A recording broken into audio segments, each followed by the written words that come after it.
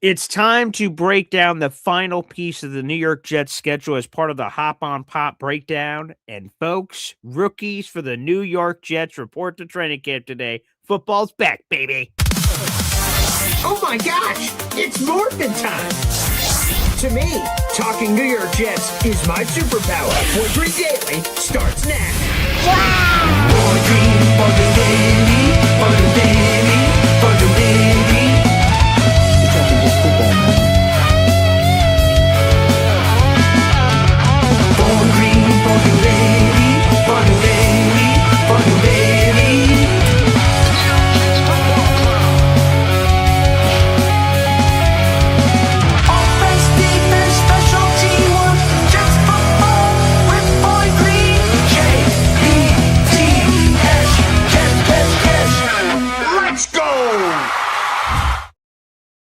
What's going on, everybody? I'm Paul Esden Jr., a.k.a. Boy Green. I'm the New York Jets digital reporter for Heavy.com. Welcome to Boy Green Daily, a daily New York Jets video show, also available wherever you get your podcasts.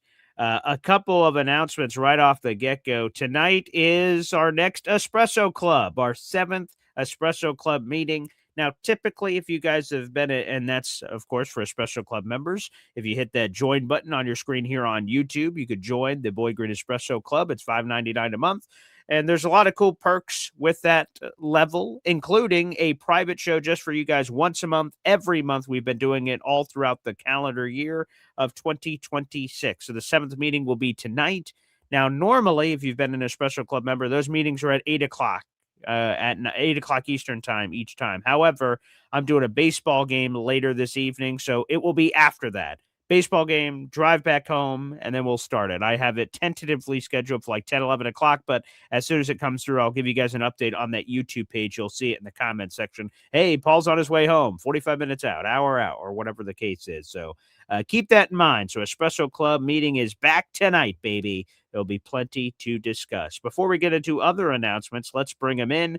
It's time to break down the final part of the New York Jets schedule, and rookies are reporting for training camp today for the New York Jets. Look who else is reporting for duty. It's Hop on Pop. Hey now, good morning, Coffee Club. All right, the audio can barely hang on tight for your announcement, which is great because you should be excited because the rookies are back. Who wanna fly?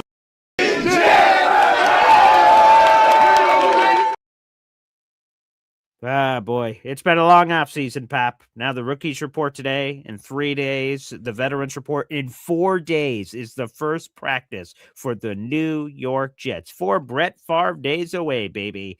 So terrific. That's excellent news. Now, you think you would want to talk about that? Like my parents died when I was 7. What about like talk about that? What about like Glenn Foley? Does that do it for you? Glenn Foley. Good point. All right. Yeah, he's my quarterback on. When I played NFL Blitz on the Nintendo 64, I was playing with some Glenn Foley New York Jets offense. So is that what you just did? It's my quarterback. That is T.O. That's my quarterback, Glenn Foley. Hey, a couple of announcements. First off, Pop, I don't know if you've seen this, but I've made my official fantasy football team name announcement. Have you seen this? Are you familiar with the phrase Jimmy Crack Corn? I'm not. Yes, it's Jimmy Crack Corn, and I don't care. Oh, that's not very nice. Well, anywho, every year I do it, New York Jets related, and this year it's Super DeMario Brothers. Woohoo! And my kids, they loved it too. So there you go. My fantasy football team name for all my different leagues. I pick one name and it's there for the whole time. So the Super DeMario Brothers. Yahoo! What do you think? I think that Mario reminds me a lot of you, especially that Yahoo! And you're both about the same stature. There you go. But I think it's cool. By the way, I made this graphic. So my old graphic editing skills coming into handy. When you say you made the graphic, you put someone else's head on a graphic that existed already. Well, I had to edit out his body. Like I had to do some stuff. I had to make the text, the background. I had to do a bunch of stuff here. So listen, you're not Thomas Edison here. Come on. Okay. Whoa. All righty, Roo. All right. Well, folks, appreciate you guys. And also, I want to give a huge shout out to you, the fans. we had one of the strongest responses to the Super Bowl interviews we did yesterday with Earl Christie. So thank you.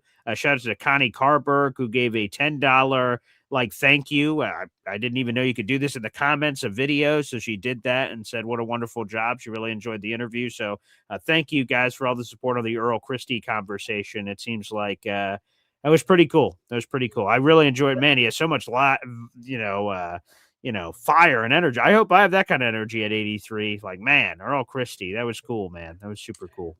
Yeah, and I'd just like to give a shout out to Boy Green.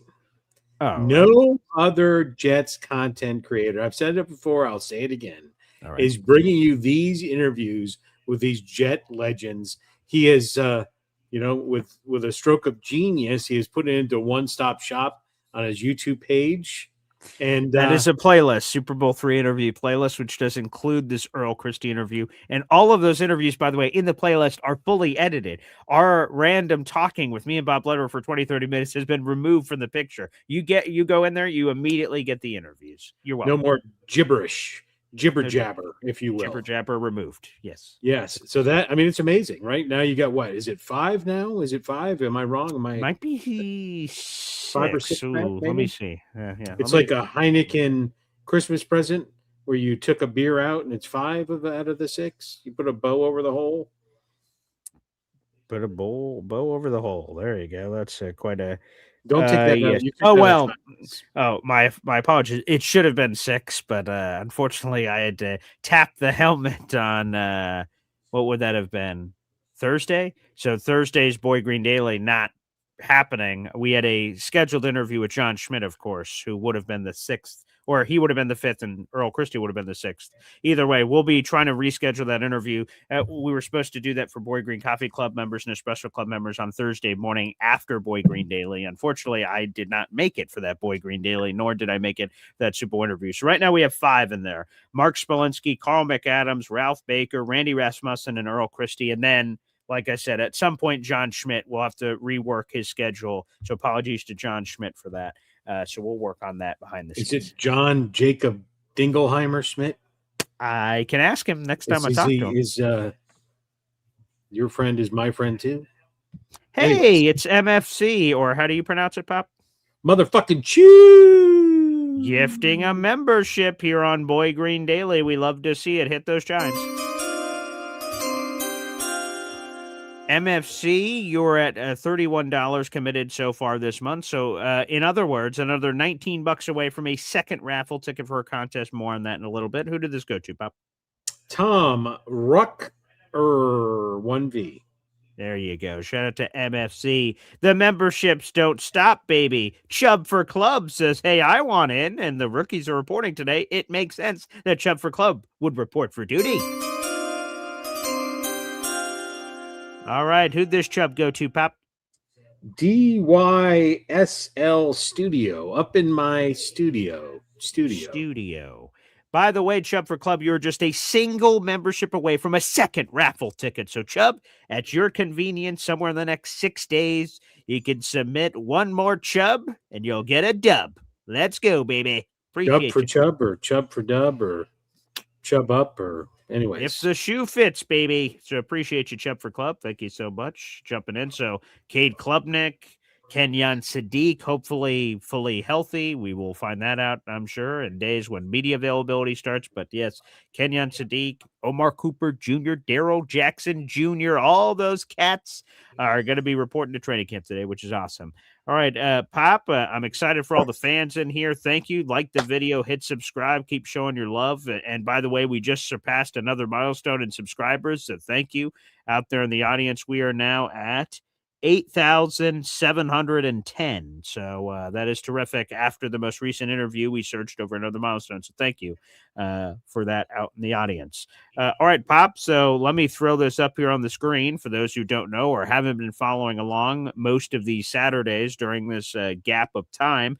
You've been breaking down the schedule typically in 4-game packs. Here's the first 4 games for the Jets. Here's the next 4 games for the Jets. Here's the next 4 games for the Jets. Well, now Well, the math is the math. 17-game season. Eventually, you had to do this, and that is today. This is a 5-game stretch. This is going from weeks 14 through weeks 18. The bye week was in week 13, so that was a sort of sandwich in between these two shows. So we have 5 games to get to. Home game against the Denver Broncos. Road game against the Arizona Cardinals. Home game against the New England Patriots. Home game against the Minnesota Vikings. And then finally, the road game against the Buffalo Bills, the rematch, if you will, from earlier this season. So I'm looking forward to it as we unpack each of these opponents as we go through. So, Pop, before we get started, is there anything you want to say? Yeah, I would just like to say, at the end of the day, or at the end of the show, not the end of the day, at the end of the show, I'm going to have a number. We'll all find out what it is. We go into this week 14 matchup with the Jets at 5-7 by my prediction, which is not that far off. I didn't, if you go the over under in Vegas, it's 5.5. I would say whatever the end number is going to be, it's based on giving the Jets credit for things they have done. But I think there's more credit that could be given, if you will. So I projected based on their draft. I'm not as high as that pot-smoking Bill Barnwell on the Jets' weapons. I think he's way gone over the cuckoo's nest. I think there's potential there on the offense. I think the offense will be the best part of the team. I've said a couple times, really, they've gotten a lot of really good pieces on the defense. How is that defense? The defense concerns me. I'm excited at some of the players. They got a cornerback that I've talked about before. I do think there's opportunity for 2, 3, or 4 more wins.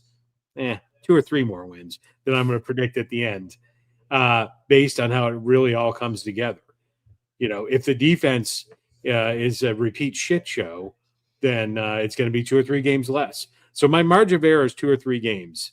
And I think there is, again, not necessarily lined up with my prediction, but by the potential. In reality, what we might see is there is an opportunity they might squeak in if that defense really solidifies, if that secondary really comes together, if the new rebuilt interior defensive line comes together, there's an opportunity to steal 2 or 3 more games than I am predicting now.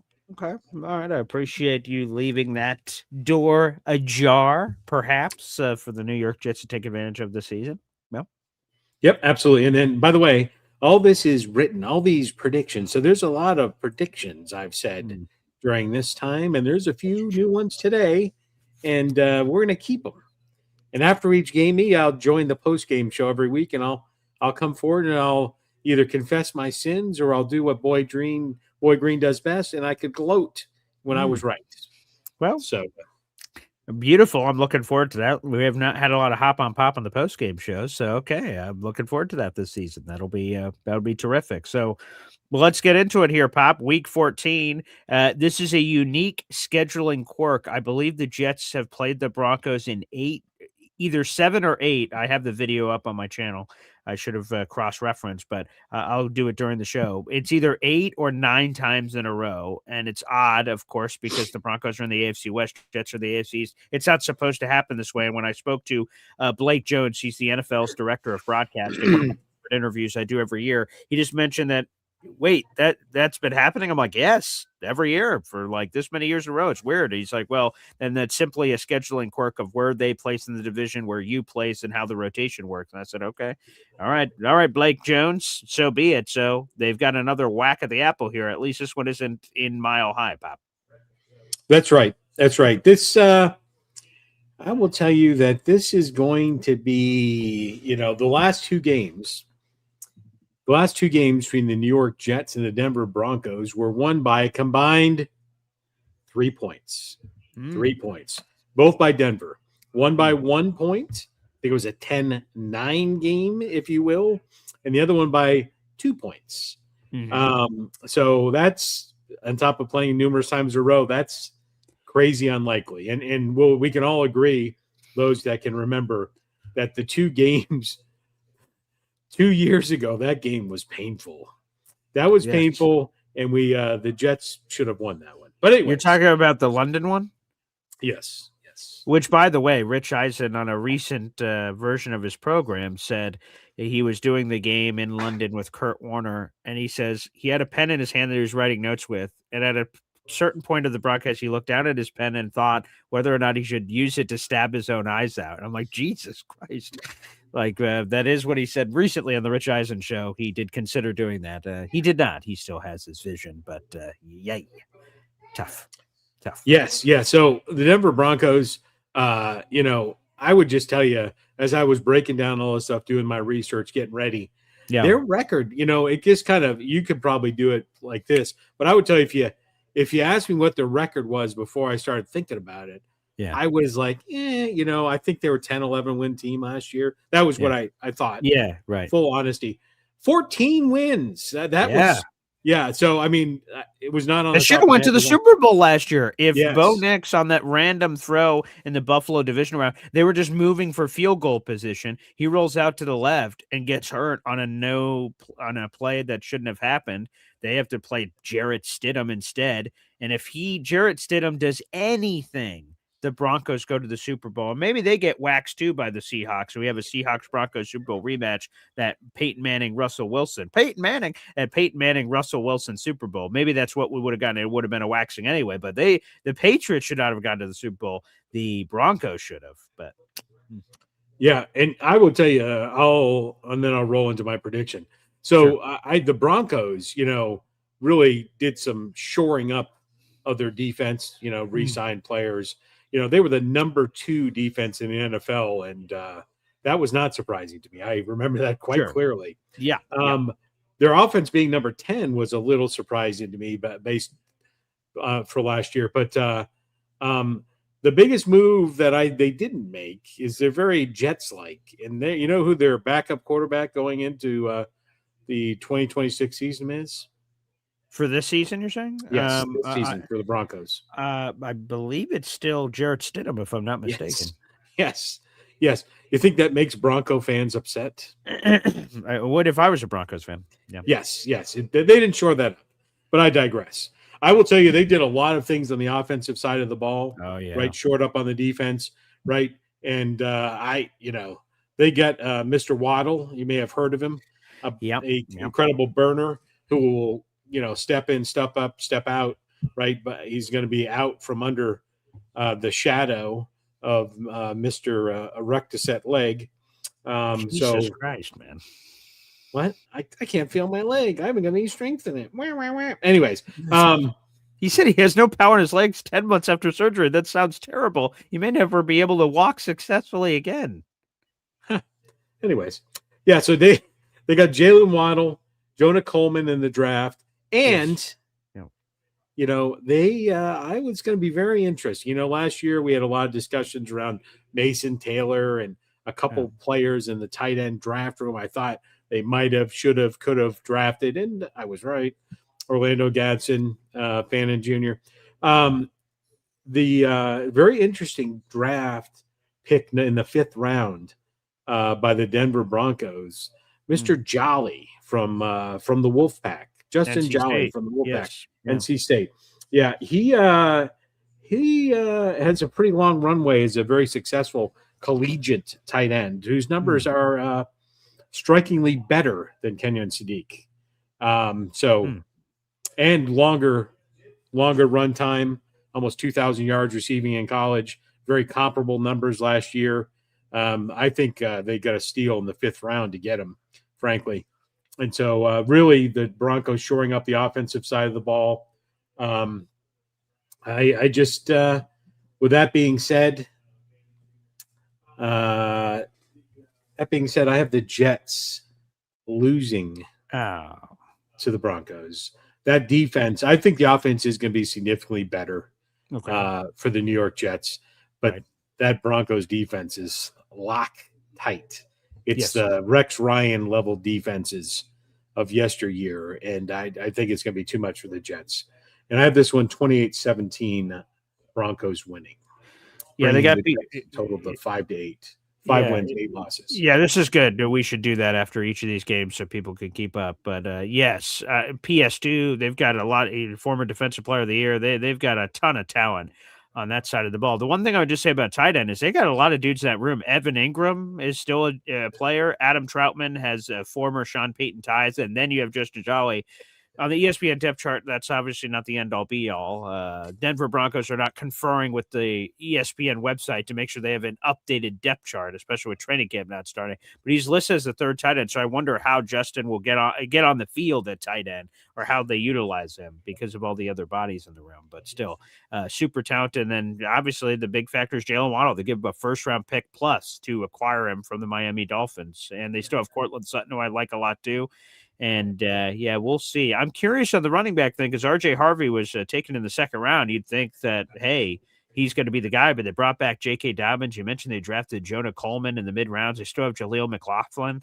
So yeah, that'll be interesting. We'll have to keep an eye on Bo Nix's. He's obviously by this point of the season, week 14. You better hope he's healthy with everything that he's been dealing with. Just avoiding other injuries through the first 13 weeks of the season, I suppose.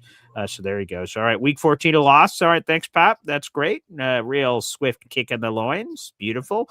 All right. Some revenge game action. I know you love those revenge storylines. Week 15. I never would have thought that this reunion would have happened. So you have Mike LaFleur, former Jets offense coordinator, and Nathaniel Hackett, former Jets offense coordinator. And here's the thing. Nathaniel Hackett took a job with the Dolphins with his old Packers buddies. And then he's like, wait a second, I could get a better job. See ya, Miami. And said, screw you, and jumped over to Arizona so he could be their offensive coordinator. So, Mikey LaFleur's over there. You've got Nathaniel Hackett over there. A lot of former Jets peruse the sidelines in Arizona where the Jets will be traveling. This is one of only two non-1 o'clock start times. We still don't know week 18 with Buffalo. My guess would be that will ultimately be 1 o'clock, but we'll figure that out later in the season. This is one of the only two non-1 o'clock Eastern time kickoffs of the season at Arizona. Come on, Pop. This team was picking in the top 5 just like us. Yeah. So, there's we could talk about their offensive defensive rankings, but we don't have to because we know they sucked. Sure. They sucked last year. And they're actually one of the few teams whose odds of making the playoffs are even lower than the Jets. Hey, lower than the Jets. Love to see it. Yeah, so they have a 0% chance of making the Super Bowl. 0%? 0%. Wow. Have we seen that yet? No. There was 2 teams, I think, that had 0%. We may see 2 of them here coming up this week. So I would tell you, let me talk about this for a second. They had a barn burner, key acquisitions stacked and racked. It is unbelievable. And I'm not going to talk about that one. I'm going to talk about a different one first. They signed the perennial all-star Gardner Minshew to be their backup quarterback. Yes. Is he alive still? I didn't even know. But anyways, they got Gardner Minshew, Isaac Sumelo, and running back Tyler Algier, which is actually a solid acquisition, just to be clear. Of the first 2, no. But other than that, if you're a Cardinals fan, you could be on, death row in a coma. That did not make the you didn't get a beep. They signed Gardner Minshew. But here is the fly in the ointment, Hans. That's a diehard quote. Here is the regret. The one that got away. The girl you didn't ask on a date.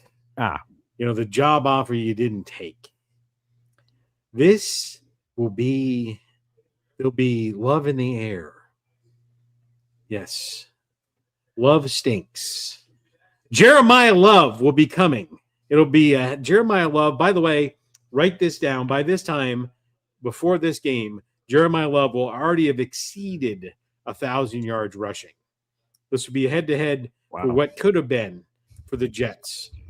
I would call it a showdown of running backs, but it's not going to be. Jeremiah Love, he's going to run all over the Jets. He's going to get north of 150 yards rushing in this game. However, as a realist, that will not be enough. This will be another win for the Jets. Yeah, they definitely won't be able to stop Jeremiah Love, but the Cardinals are too dumb. Hackett. He can run the ball. Oh, I didn't know that was a thing. But anyways, yes, I have the Jets winning, and 24-17, the Jets win.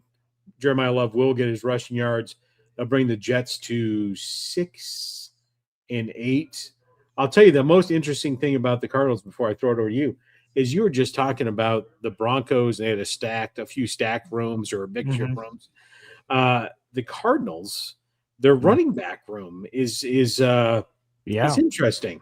You know, they've got obviously Jeremiah Love, Tyler Algier. Yep. They've got James Conner, I'll be back, and Yep. they've got Trey Benson.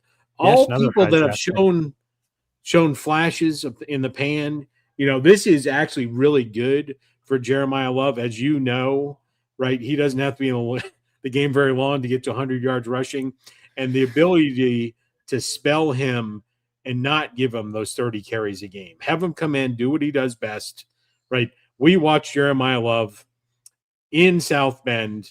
We did. Against Syracuse University. He didn't step foot on the field until the score was 20. No offense was on the field. It was 21-0 Notre Dame. And then he got one snap, 70 yards later. Hello, Jeremiah Love, 28-0. So the Jets will not lose to the Cardinals, but he will show up and show out. But they do have an interesting running back room there in Arizona. Yes, they do. I was trying to see if I could get it quickly, but I don't believe I can. So Jeremiah Love, the Love photo that is somewhere with me and my pop in my photos. I'll have to find you at a different point. I'll call it something in the future so I could just do a quick search and get it quicker. But yeah, their running back room is insane. Like Algier, I think is a really good player, and he got like a relatively nothing deal by my memory serving. And James Conner, now there's been some injuries, obviously, and some other alternate life stuff well beyond football, of course, of a very serious nature. And Trey Benson was a high draft pick. This running back room, like, wow, fairly impressive. Now, I thought Marvin Harrison Jr. was going to be a superstar in the NFL immediately. That clearly has not been the case. And Michael Wilson had a terrific year last year. So we'll see who ends up stepping up to the plate there from that perspective on that side of the ball. But I am curious. And also, I'll give a quick shout out to my boy Garrett Williams, a former Syracuse product who has come back beautifully from a torn ACL. So shout out to Garrett out there. Yeah, so it was 2 years, $12 million is what. Okay, that's what I thought. Yeah, relative nothing would for him anyway. Yes. Yeah. By the way, James Conner got 1 year deal, $3 million. I'm surprised he came back. I mean, obviously he made that decision before Jeremiah Love was signed, so or drafted rather. Right. So so take that for what you will. You know what teams tell you versus what's the truth. So that I guess I can't speak to that. What they told them, and then like they turn around and do something else. Who was that? I can't remember. I think that was Carl McAdams, maybe. I'm going to get all our Super Bowl players confused, but one of our Super Bowl players talked about like back in the day, you could get drafted by the AFL and the NFL, and then the decision was up to you. Both sides would try to negotiate with you and tell you what you wanted to hear.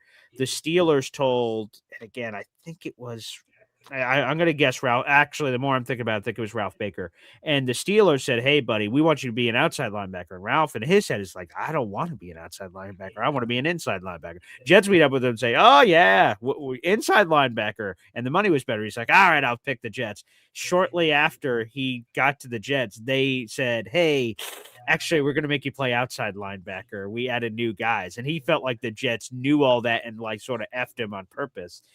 Like they told him what he wanted to hear to get him a sign on the dotted line, and then they could change and do whatever they want. It doesn't seem like he's too bitter about it now, but he brought up the story. I'm like, damn. So like James Conner, you're our guy. Come on, you're here. Like you're going to be a compliment with Algier. Oh, we drafted Jeremiah Love. Like, you know, sometimes that happens. So that can be a little putting from the rough there, Pop. There you go. Beautiful. Okay, so there you go. There it is on Arizona. So, all right, let's move on here, Pop. The second game against the New England Patriots a little after Christmas, Saturday, December 27th, Week 16, the home game for the Jets, a 1 o'clock tilt against Mike Vrabel and the Patriots. Yeah, so we talked about the Patriots earlier. We don't know any more from 2 weeks ago that when we did this, and we know today. I do think that this game and then the last game of the season, depending on what the intangibles that we don't know about, how is that secondary coming together, how is the defense stood up, I think those are things we don't know. What we do know is the Patriots were pretty freaking good last year. We know Vrabel's a dirtbag, And I just had to slip that in there. Hey, by the way, just real quick, I don't know if you saw this. So the Patriots, like all these other teams, are starting training camps, right? They're doing their media availability. So Mike Vrabel for his press conference. Remember, Is that was him poking the pooch? Is that what you're going to talk about? Yes, but like so, Mike Vrabel, right?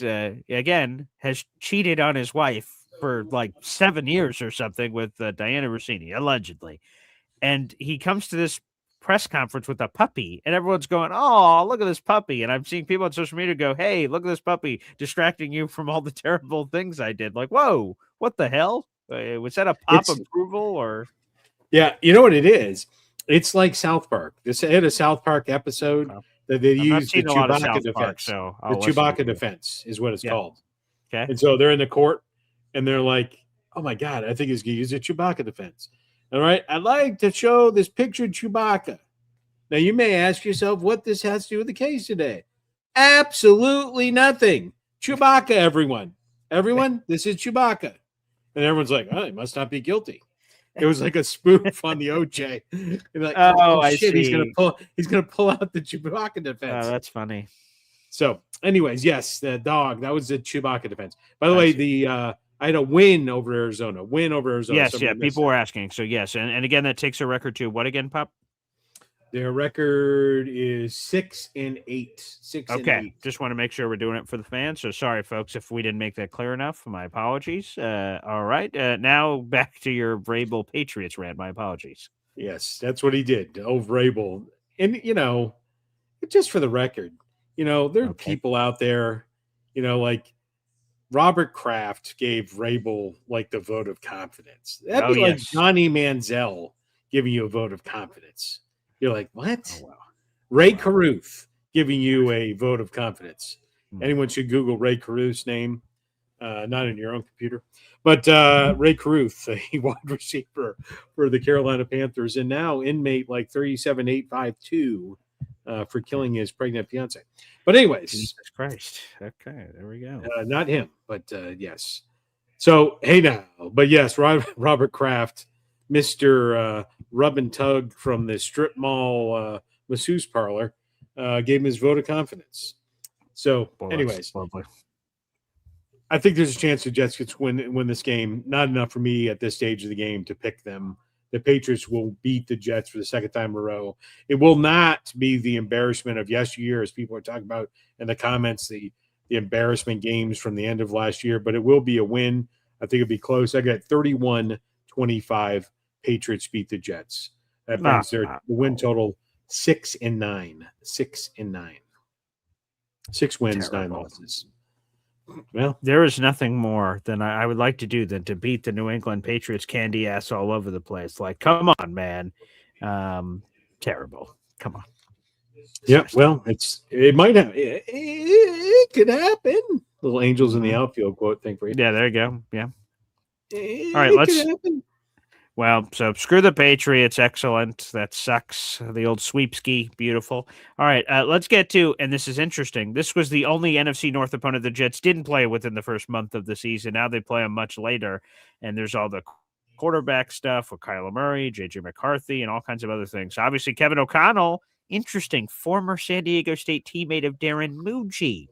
Perhaps a pin to be pushed if a certain situation goes a certain way, we've been told. But hey, I'm on the optimism train where that won't be necessary unless AG needs an offensive coordinator or something.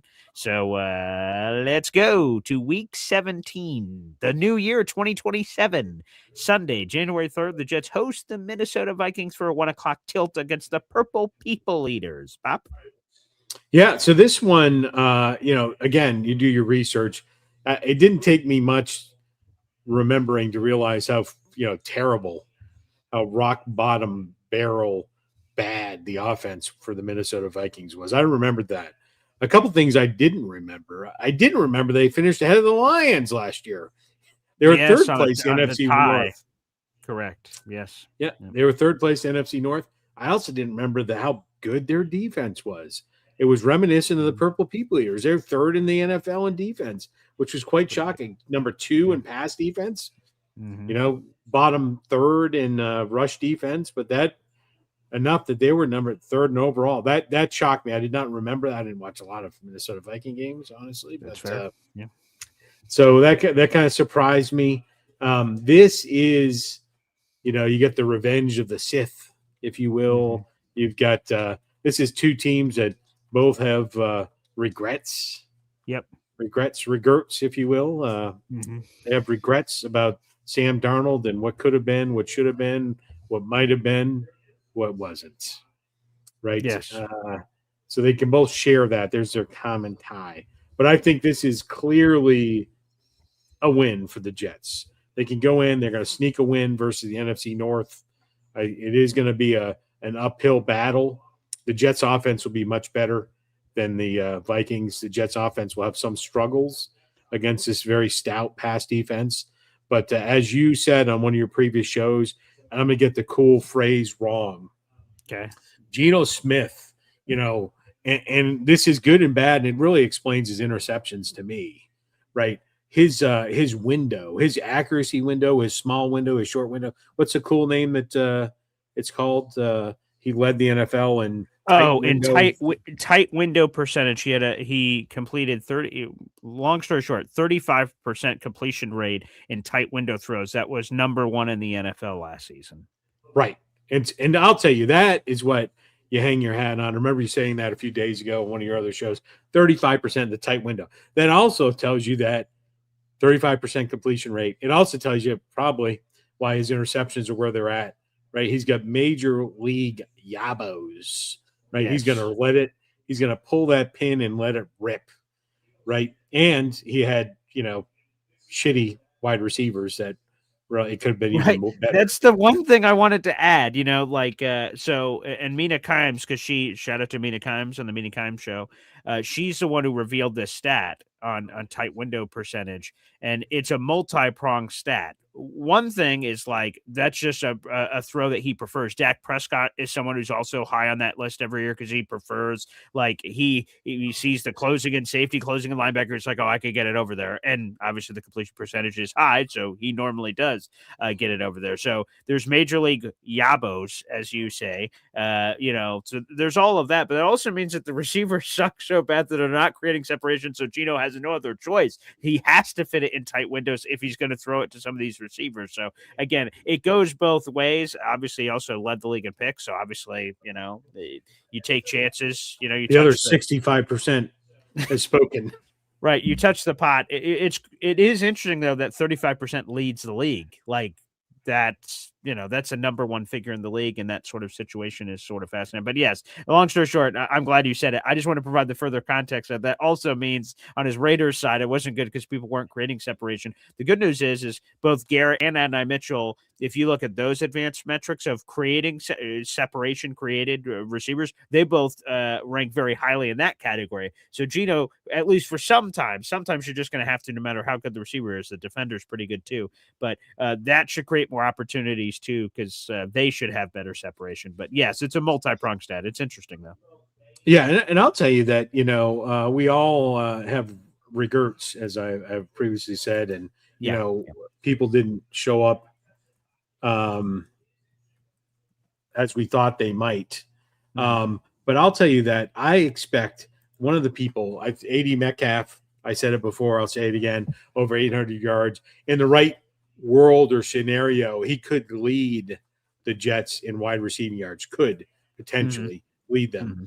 Garrett's going to get his catches. This is not Garrett disparate. They're going to double team him, then AD's going to be open. I'll tell you the other large benefactor, and the one that's going to, he's not going to have astounding stats. I think he can have 350 yards, maybe 400 yards this season, but he's going to have a couple plays of breaking it down the field, right? They're going to go, oh, there's A.D. Metcalf. Oh, there's, whichever tight end. Oh, there's Garrett. And then Arian Smith's going to be sitting in the end zone after catching a 60-yard bomb. Right. Yeah. And so he's going to matriculate down the field once or twice. It's not, again, I'm not saying he's going to probably earn himself a paycheck down the road by catching a few bombs from Geno, just because eventually coverage will break down. Over the 17 games, there'll be 2 or 3 times where they didn't use him last year that they could have, right? The play action, then who are you going to cover? Oh shit, who's that guy? Oh, the guy in the end zone. Yeah, so that's going to happen a couple times this year, I believe, with Arian Smith. His speed is going to show up, show out, and again, he's not going to be, a huge contributor, but he could have in the ballpark of GW stats from last year. I didn't mean to hurt anybody with that one. Ouchie. He can definitely take the top off. I was going to leave that ball where it lies. I was going to leave that ball where it lies, but you refused to allow that to happen. So leave it where it lies. By the way, that Happy Gilmore, like Will Ferrell, Netflix, The Hawk is a series on Netflix. I've not seen that show. It's good. And okay, play the ball where it lies is a key theme in that series, like an 8-episode little strip. It's very, very good. And actually, Will Ferrell wore his character's hair and his whatever that weird Gruden visor thing actually at the what is that thing where they kick the soccer ball around? All those foreigners came over, whatever that was. He was in the stands. Yeah, World Cup. That's it. It's the fake football. Wow. I'm sure that's not going to offend a lot of people. Yes. Yeah. So I don't even know where we were, but yeah. So anyways, yeah. So it directly tied to the World Cup, right? There'll be no fans in the stands rowing themselves after this game. Skol. That won't be happening. Jets win, bringing their win total 7 wins, 9 losses. They beat the Vikings 28-20. I want to give a huge shout out to Barbara. We met her. I'm sure you probably got a chance to meet her too, Pop. If you didn't, we'll try to make it happen this year. Her and her husband came to the game last year, and her husband's a Vikings fan. And he came out with her to the game. And she says for this Jets-Vikings game, Barbara says on YouTube, the game me and my husband watched separately, go Jets. Excellent. I was about to say, I was curious, Barbara, what the hell is happening in that household as he gets into full Vikings regalia and starts clapping like a seal, screaming skull above his head? What's going to be happening there? So, all right. Right. Nice. By the way, the Jets, they've had their tough roads. Yeah, we haven't had a winning season, 1 or 2 or 15 years. But nobody's more pathetic than a Minnesota Vikings fan. Oof. They've claimed to fame as like a 4-foot-tall quarterback that was on a TV show. That's incredible. Shout out to all the Fran Tarkenton. He was on a TV show. That's incredible. But anyways, right? They offer very similar to 4 Buffalo. Super Bowls, but not in a row. Not in a row. But yeah, they were offer. Fran Tarkenton. He was a scrambling quarterback. He used to scramble. He was kind of Doug Flutie-esque, and that's an insult to Doug Flutie. But anyways, he would run all over the place. Yeah, the Viking fans. I guess their claim to fame is Herschel Walker trade. That's pretty good for them. Hey, anyway, I would just say they've got, and I haven't been there. I've just seen it on television. I think they have one of the coolest stadiums in the NFL. But their pregame thing, and Barbara's husband would know this better than me. I've only seen it because Jets and Vikings obviously don't play that often. They have they're part of their pregame introductions is somehow fake or virtual, or maybe it's not real. So it's some fugazi version, but snow as part of their intro, like snow is falling from the stadium or something. And the stadium looks super cool. Yeah. They're actually the only NFL stadium that I'm aware of that real snow fell and the rip roofed open and they actually delayed a game because of it. Maybe that's dome, why it's part of their. Maybe that's now they're intro. Perhaps, yes. Now they've got US Bank Stadium, which again, oh my God, that thing is spectacular. It looks like a Viking ship. It's pretty cool. So Jets, come on, pay attention. Let's go. I remember the random thing I was going to say before we move to the regular season finale. You mentioned that there could be a few opportunities where Arian Smith just gets a 50-yard touchdown or something.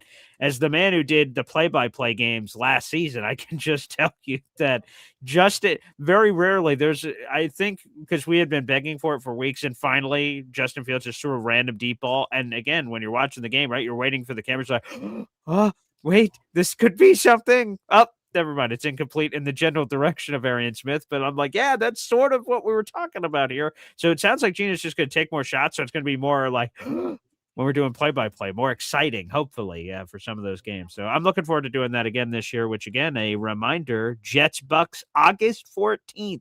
We'll be doing play-by-play for the preseason games as well coming up. So, folks, make sure you stay tuned. The entire Jets-Bucks broadcast week is all set up. All those links are in the live section, so you guys can already hit the like button on those videos. We'll have live play-by-play, pre-game show, and post-game show all that day. Game day, Boy Green Daily. It's going to be a lot of fun, so can't wait for that, Pop. That's right around the corner. Shameless plug. Shameless plug.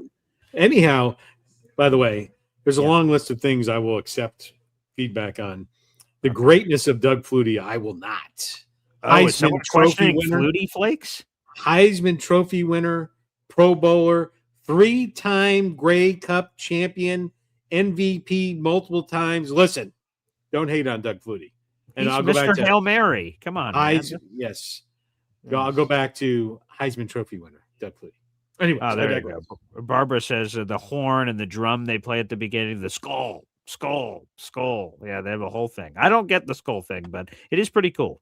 It is pretty cool. All right, let's go to the regular season finale. This is a TBD flex game. The NFL builds this into their schedule for a variety of weeks, like the final couple weeks of the season. For some teams, if they have Saturday flexibility, Jets do not have that outside of Week 18. If this game matters, could be a primetime game, could be part of a Saturday package, all these kinds of things. So it's not in Dad's case. Old Hop on Pop here with his schedule prediction. Does not appear that this is going to be getting any primetime flexing. Hopefully Pop is inaccurate on that. But the Jets finish the season in Buffalo in the brand new Buffalo Bills Stadium. So we will wait all the way to Week 18 to see its glory against the New York Jets anyway. So Pop, but take it from here. Yeah, I was actually talking to a Buffalo Bills longtime season ticket holder this week. Okay. 17-year season ticket holder. Mm-hmm. A little fun fact about this new stadium is, typically they have the preseason games, people, as most, right? Especially now that they went from 5 to 3 to now nobody ever sees the field. But those tickets are expensive for the preseason game. And as a matter of fact, they even sold out. They play this game. It's really for kids.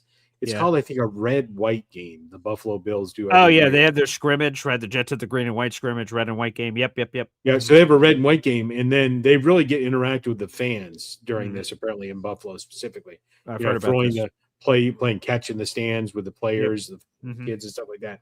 Even that one, like it's like that's used to be kind of the gates are open, everyone kind of stroll. I don't know if they ever sold tickets to it, but it was a fun time, mainly a family friendly event. That thing is packed and racked with people going to that one. So hey, by the way, I heard, so just, I'm not a season ticket holder. Like I said, hopefully one day that'd be a super cool thing to be if after I retire or something way later in my life, I have that opportunity. That'd be cool. But from what I hear, the preseason games are not part of your season ticket package, buddy. You got to buy those separately. And I'm like, damn, man. And the fact that they're so expensive, like I'm like, this should be the opportunity. And you mentioned the Bills version, which is that red and white scrimmage. Jets have their green and white scrimmage. It's just, oh, Jesus. I mean, unbelievable.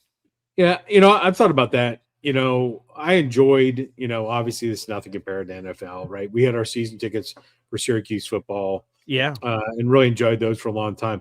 And I'll tell you that doing that for, not necessarily a top 5 power conference football team, right?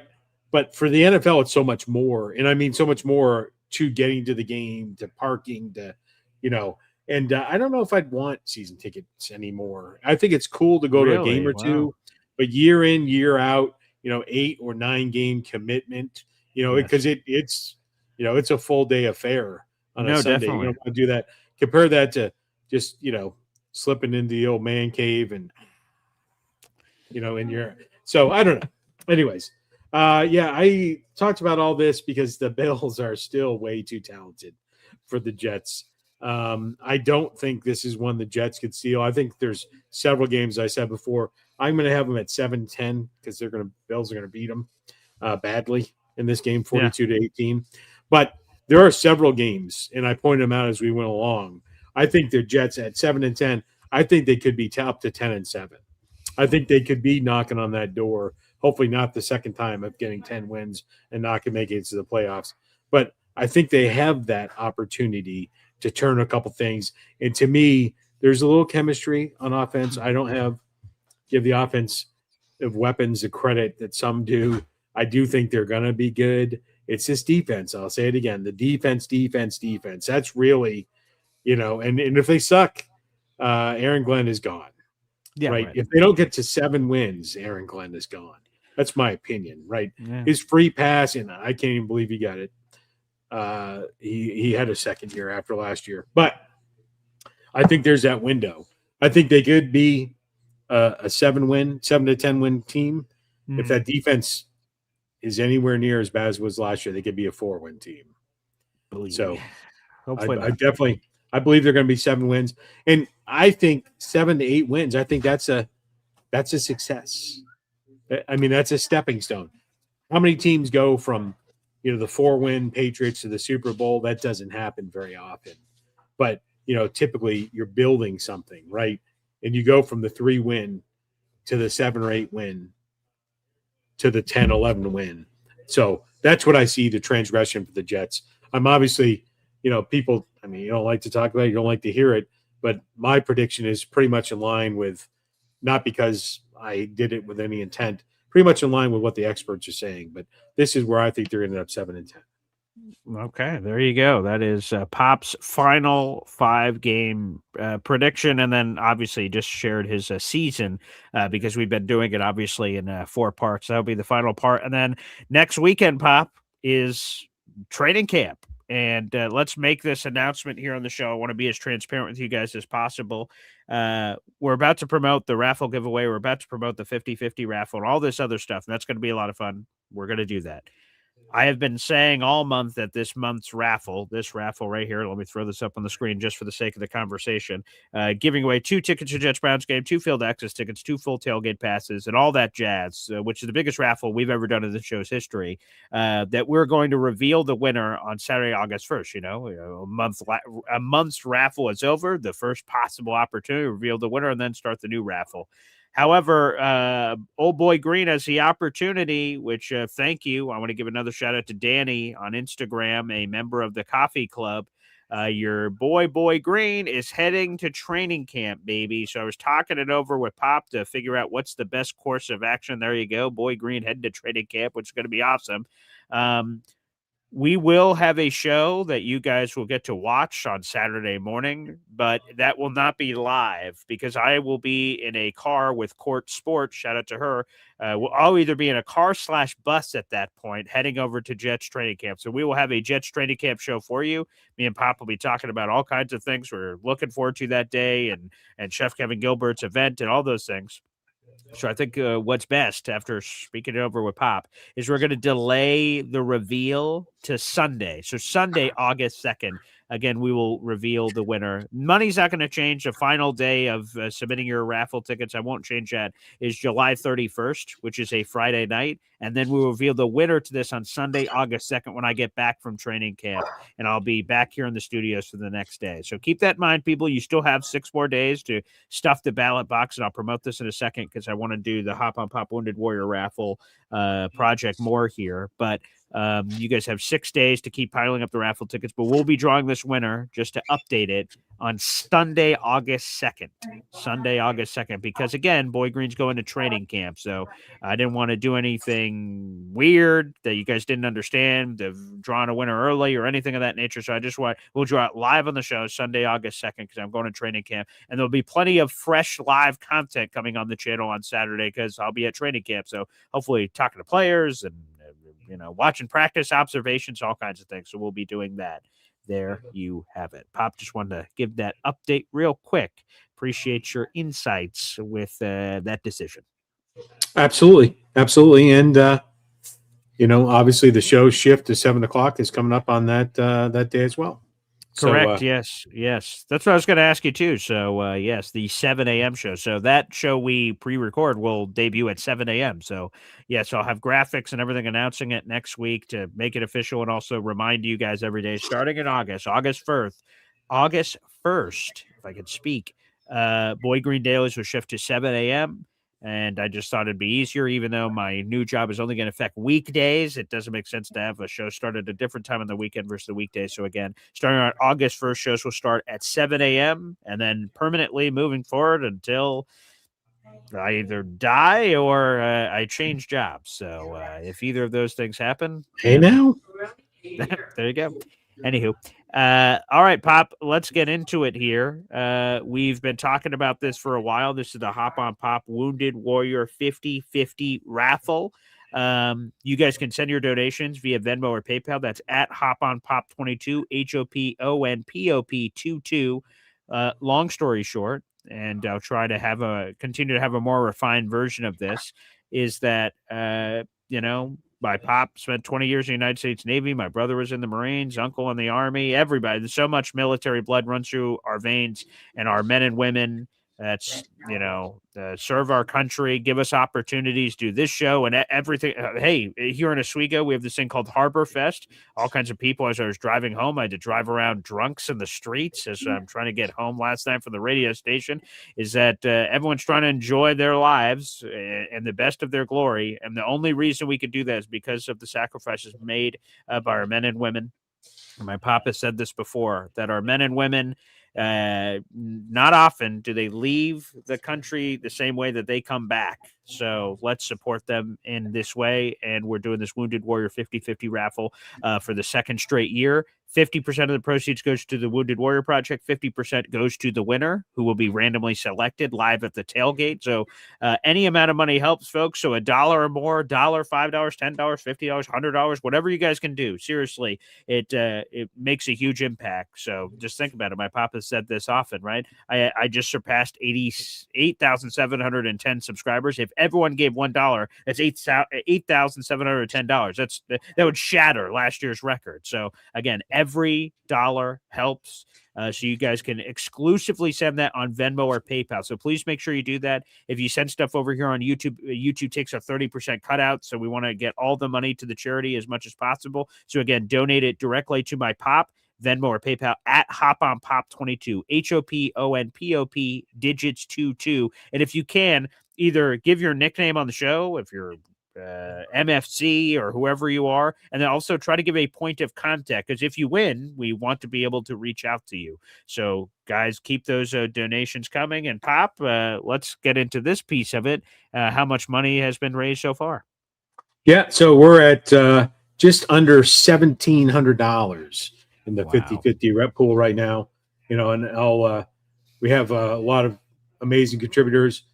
Mac Jets for life, NC Green, #1 Austrian Jet fan, Frank, #1 Red Sox fan, Paul Taylor, JR327, T-Town Jet, Gronyard, DNY for life, shipmate, Kyle Clifton, John Galzio, motherfucking Chew. Yep. So I thank you all for your donations. Again, we have some significant contributors, but $1, $2, $5, anything is great.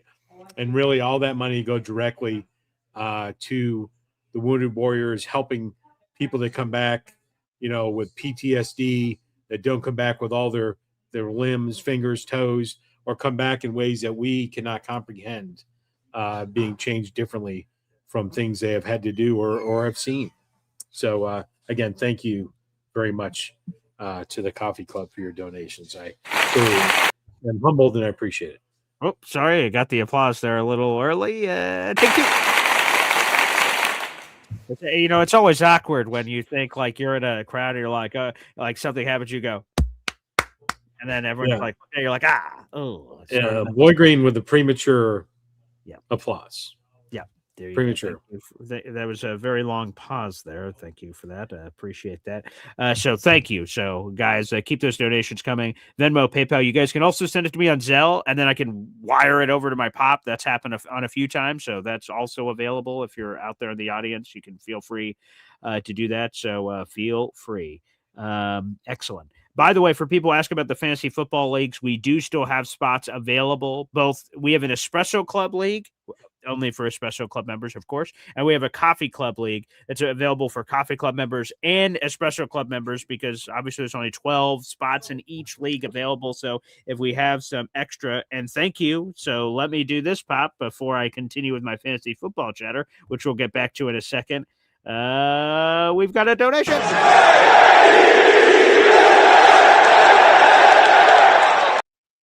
FL Phil 98 just zelled me $100 for the Wounded Warrior Project. So, Pop, I'll be moving that over to you. I'll do. There's a few buttons I have to press on my phone, so I don't want to be distracted. So I'll send that over to you, Philium. Thank you. So we can add that in. So that's what, over $1,800 now, Pop?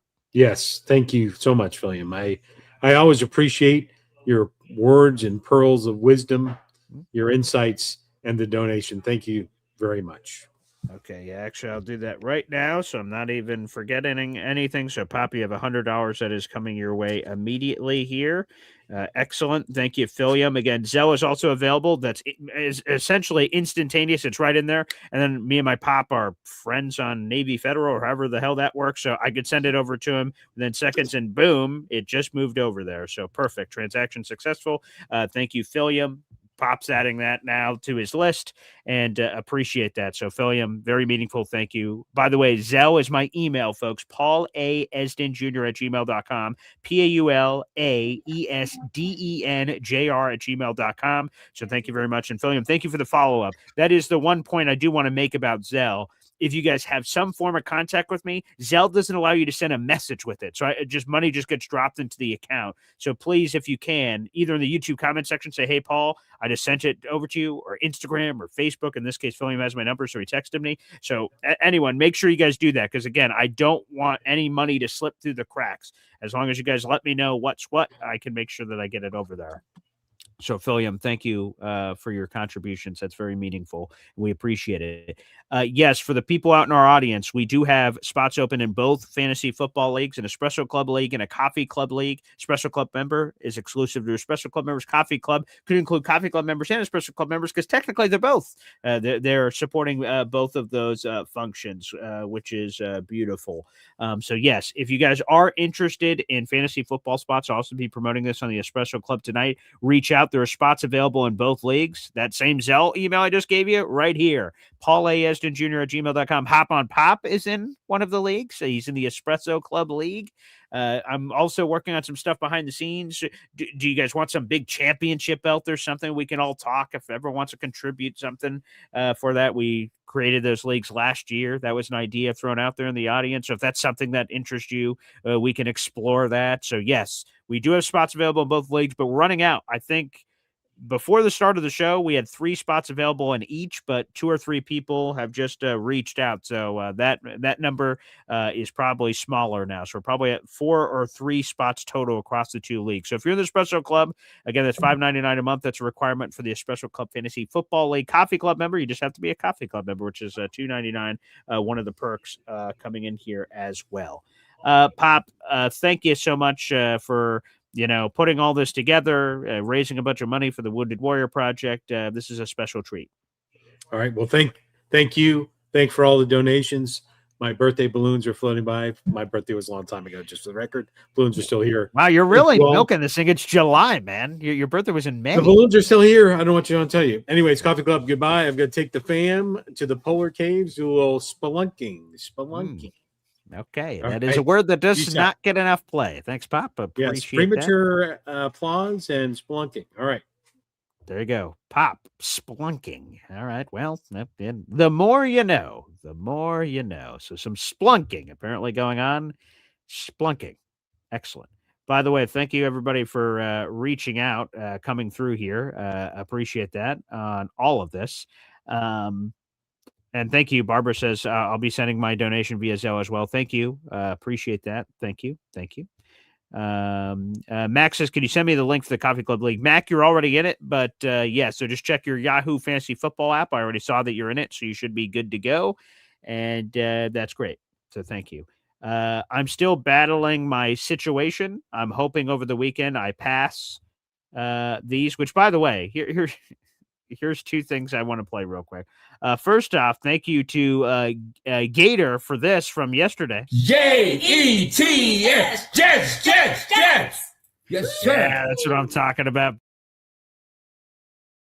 Yeah, Darlene, Earl Christie, him and his wife giving us the JETS channel, a new addition to the show. So thank you. When we get memberships, gifts, and all that kind of stuff, we have some new additions from this Super Bowl series we've been doing, which is awesome. Now, for those who don't know, basically, I've been battling kidney stones, which is an unfortunate reality. If you don't know, it's an unfortunate, painful experience. I've been trying to do my best to still do the show and do everything else outside of Thursday. And I've seen Lou B on the Jake Asman show was telling people, send your love to Paul for his kidney stones. And Gator sent me this video clip, apparently, from the Jake Asman show when Beast learned that I had kidney stones. Folks, let's go to the footage. Everybody wish Boy Grill. Oh, shit. Jesus Christ. Oh, my God. Wow. Wow. Son of a bitch. Wow. Wow. Another card. He has kidney stones. I know. Just give me a minute. Just camera. It's not life-threatening. Wow.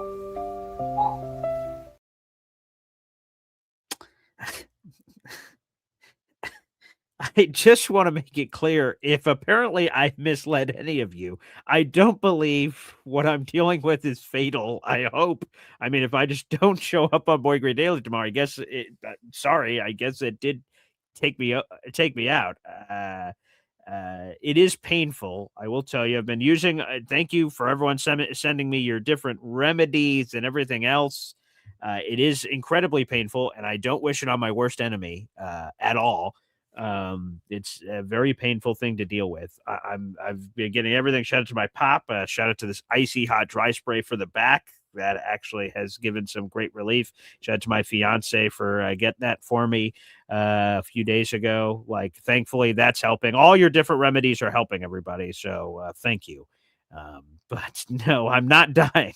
I hope so. I'm not dying. I mean, I guess technically we're all dying. I mean, every day we're getting closer to death, I suppose. But no, this that when I did not see that live, Gator had sent me that separately, and thank you for your support. I'm glad that my health is so moving to so many of you out there. So thank you. That's beautiful. Yes. Wow, that was something. So thank you. And thank you to all the comments right now. Yes, I'll be opening up the phone lines here in just a second. Sorry, folks. We have 200 people in the room. Like the video, hit subscribe. Again, the rookies report for training camp today. We just had Hop on Pop on to finish off his schedule activity, which is great. He has them with 7 wins. And okay, I see Old Yank says, BG, my email glitched and I have 3 teams under Steve. Don't worry, Old Yank. I'll delete some of your extra teams. I'll fix it. I'll fix it in a little bit. So don't worry about that. I'll fix that so other people have opportunities to get in. The same thing happened to Austrian Jets fan. So we'll fix that. Don't worry about that. So we still do have several spots left in the Fantasy Football League. Again, you have to either be a Coffee Club member or an Espresso Club member to be in the leagues. And we do it with the Coffee Club members and Espresso Club members. Again, it's $2.99 a month for the Coffee Club. It's $5.99 a month for the Espresso Club. So it's just one of the additional perks of doing a league all together. And like I said, we can figure out if we want to do some big championship belt or something cool for the Fantasy League. We'll figure that out. So appreciate you guys out there in the audience. Let's go. Super chat coming in from NC Green. Zariah Luna. Wow.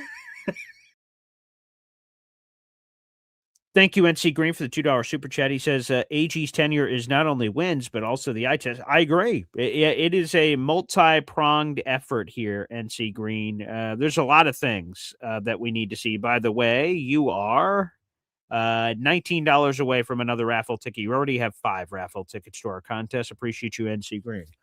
Yeah. Certainly it's wins. I think for me, for it to be a conversation that he can stay, it has to be 6 wins. 6+ wins. Like, to even if he has 5 wins or fewer, I think AG is gone unequivocally, regardless of the eye test. I do believe so. So I think either way, if it's 5 wins or fewer, there's no eye test that could happen where there's no excuse I can make of why that happened. So no, to me, it has to be at least 6 wins to be a part of the conversation, and then eye test as well. Like, what were the 6 wins? Did he beat the Bills? Did he beat the Bears? Did he beat the Lions? Like, who did he beat? I think that is the part of the conversation too. But wins, yeah, it's a results oriented business. You got to win, baby. You got to win. So for AG, it definitely wins, has to be part of the equation. If it's not, what are we talking about? So I agree. Definitely has to be part of the equation. I saw this now, JR327. You let me know if I can share this information publicly, but I saw this at the beginning of the show. BG, did you see the email I sent you this morning? I did not until during the show. So JR327, let me know if I can share that information out in the audience, and I will. That is tremendous news for you, but I don't want to share your news publicly if you don't want that news shared. But wow, good for you, man. That is so freaking cool. That's amazing. That's amazing. Great.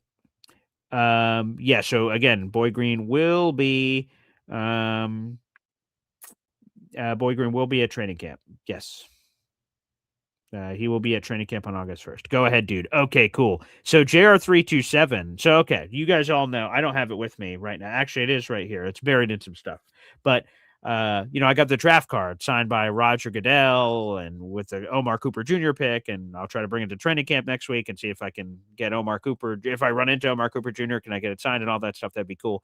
Our boy JR327 got David Bailey's draft card. So again, if the player goes to the draft, so David Bailey is an example. Like Fernando Mendoza was not at the draft. David Bailey was at the draft. He got drafted by the Jets. So the card that Roger Goodell read out to everybody, hey, David Bailey, Texas Tech, pass rusher, number 2 overall, New York Jets. That draft card, he signs every draft card. And when the player's there in person, he gives it to him, high fives him, daps him up, whatever. And then that player has the card in theory forever. They can do whatever they want with it. Well, apparently David Bailey donated it back to the Jets or something. However that worked. And that was a part of a season ticket holder like gift of some kind that JR327 received. So he has David Bailey's draft card. I have Omar Cooper Jr.'s draft card. Now, Mikey Holkans had the Kenyon Sadiq card. I don't know if Mikey's watching the show right now, but Mikey had the Sadiq card, but he told me he was going to reach out to Sadiq to try to give him back the card. But between us, either temporarily or right now, we each have like one of the puzzle pieces, one of the Dragon Balls. I've got Omar Cooper Jr. He's got Sadiq. He's got David Bailey. So we have all the Dragon Balls together. That's pretty friggin' cool, man. That's awesome. So congratulations, JR327. That's amazing, man. That's cool. Again, it's a prized item that I have in my collection. It's one of one. There's only one of them on the planet, and you have the one of one for David Bailey. I have the one of one for Omar, and we'll see who has the one-on-one of Sadiq. Whether Mikey Holkhead still has it or he gave it back to Sadiq, I'm not sure what has happened yet. I ran into Mikey at the Gangrene Beach Club. I'm sure I'm going to be running into him at games this year, so that'll be awesome. Yes. So cool. So JR327, he didn't know that part. So yes, he has it. I saw him get it. I was like, oh my God, that's a thing. Because again, David Bailey's card was not to be given away. So our second first round pick, Sadiq, when he was not there, he was with his family in Oregon. That card was given away to Mikey Holkans. So I'm like, whoa, you could get a card. That's a thing. And I told Mikey when the Jets drafted Kenyon Sadiq 16th overall, he got the card. I'm like, that's the thing. He's like, yeah, when the player's not there, you get the card. I'm like, well, if the Jets trade back into the first round, I know what I'm doing. I'm locking eye contact with Roger Goodell if I can to try to get a card myself. And when they traded back in and we're on TV, I kept my eye up at the stage, and then I locked eye contact with Roger, and he gave me the signal, and I went whoop, and I ran up to the stage, and it was cool, super awesome. So yeah, let's go. Okay, let's do this. Let's take a Hep timeout. We'll welcome your phone calls here on the show. Talk Jets training camp, the rookies reporting today. Anything on your mind? We'll also talk about our Jets Browns ticket giveaway, which we have 6 days left, and that contest will be back after this, folks. Let's go. Nope. Of technical difficulties. 1, 2, 3. Like a lawnmower. Yeah, yeah, yeah, yeah, yeah, yeah, yeah, yeah, yeah. Yeah, yeah, yeah, yeah, yeah, yeah, yeah, yeah. Let's go. 1, 2, 3.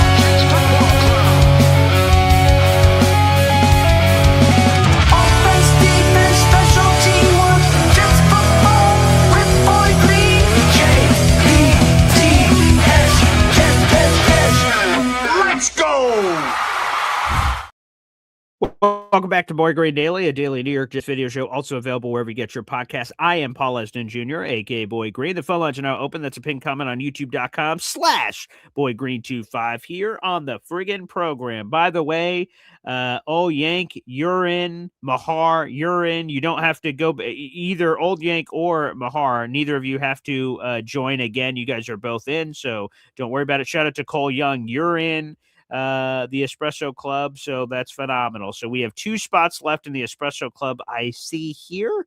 So great. And I'll double check the coffee club here in a second. So yeah, we have 10 of 12 teams. So we run 12 team leagues around here. Boy Green is in it. I'm Boy Green. That's third person. That's weird. Shout out to the Langleys. Joshua Langley's in this. Hop on Pop is in this. Troy Sturgis is in this. Mahar Khalil is in this. John LG is in this. Justin is in this. JR327, Cole Young, Austrian Jets fan, and old Yank, excuse me, is in this. So 10 teams are in. We have 2 spots left in our Espresso Club. Let me double check our Coffee Club League real quick. I'll tell you how many spots we have left in here.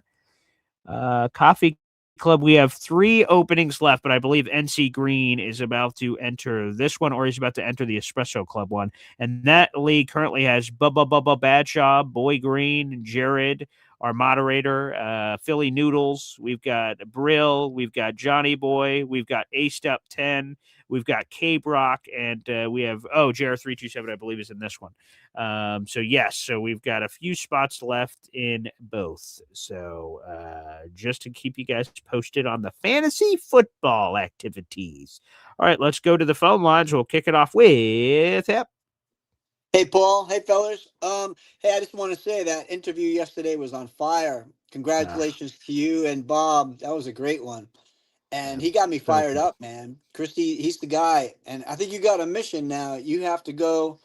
Your mission is to deliver that message that Christy gave you to DeMario or Gino about getting his ass into the locker room to give a speech. I think if you do that, I think the Jets will go to the playoffs this year. Yeah. Hey, well, I plan on delivering it. So I don't know how close I'm getting to AG or Gino or DeMario, but whoever, I will ask it for if one of those 3 people is in my general vicinity. Hey, real quick. Hey, I interviewed Earl Christie. He wanted me to tell you this. And he did. He said to give the message. I heard him. He said, give the message to DeMario. Will. Yeah. So I'm excited about that. He really got me going, man. It was cool because I had only heard stories. People have told me, obviously, Ricky New York Live. There's a few others that told me, hey, I know or Gator. A few others said I got to meet Earl Christie, like he's crazy cool and all this other stuff. And I said, oh, great. But you don't know till you talk to someone yourself. And man, his energy, I loved. His passion was palpable. He's got a wonderful wife, clearly, and Darlene, who's helping him out with all kinds of stuff. So, man, he just has a vigor for life that clearly is infectious. So I'm just super happy for him.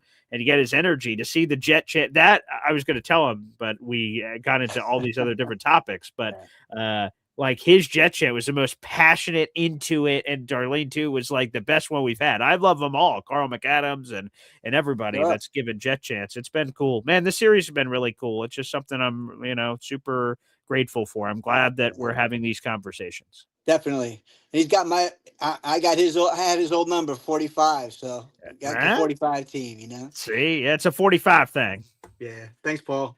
Appreciate you, Hep. Thank you so much. Yes, if you guys have not seen the Earl Christie interview, I highly recommend watching the fully edited version. So, if you enjoy just randomly hearing me say, hey, this is why I was absent yesterday, then you can listen to that first 20 minutes or so. But if you just go to our Super Bowl III playlist, there's a playlist. There's a million tabs on YouTube: home, videos, live, shorts, this, that, or the other. There's a playlist tab. Click that, and you'll see we have 5 fully edited interviews that should just be the interviews, nothing else. No other jargon. So you guys should just be able to watch the interviews as soon as that is. Here we go.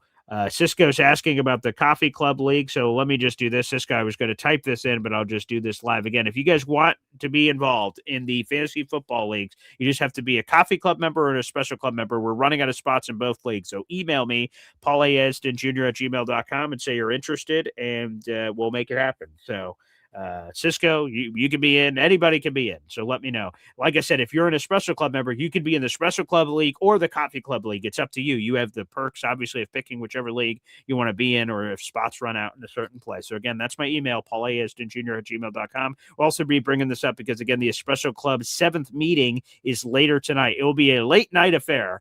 If you're on the West Coast, apparently it won't be. So you're welcome, Jet 71. But for everyone else, East Coast time, it'll be like 10:30, 11 o'clock. It depends on when the baseball game ends. Hell, it could be a 20-inning game, and I may not get home till 2 in the morning, but I promise I'll do it no matter what. So I'll keep you guys posted. Espresso Club meeting later tonight. Let's go to the phone lines here. Up next is one of the guys that's in one of those fantasy football leagues. That's Johnny Boy.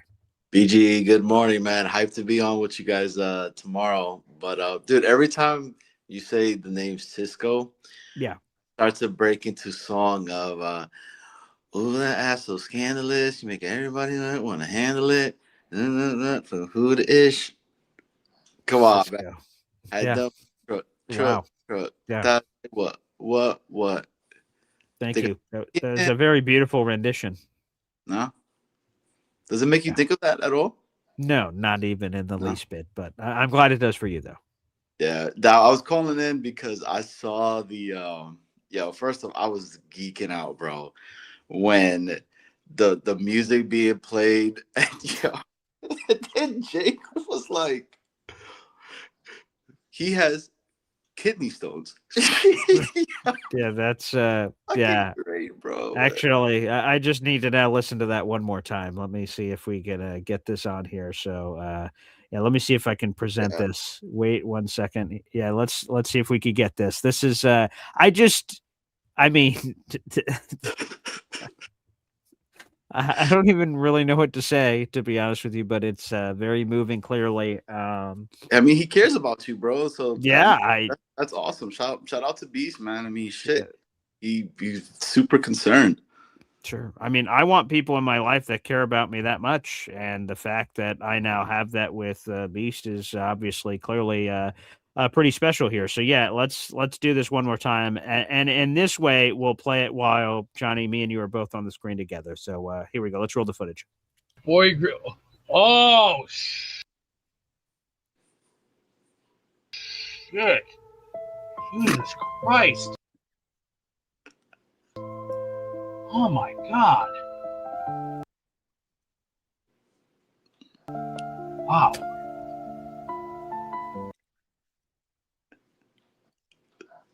Wow! Son of a bitch!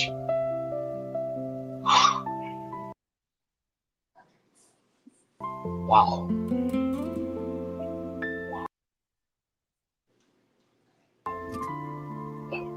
Another card. Just another card. He has kidney stones. I know. Just give me a minute. Oh shit! Just, that's camera. Wow.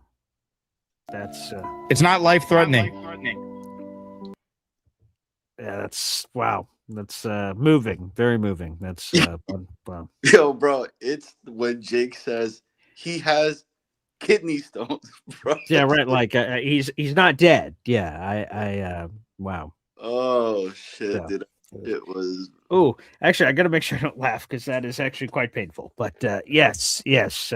Thank you, Beast, for your passion. I appreciate that.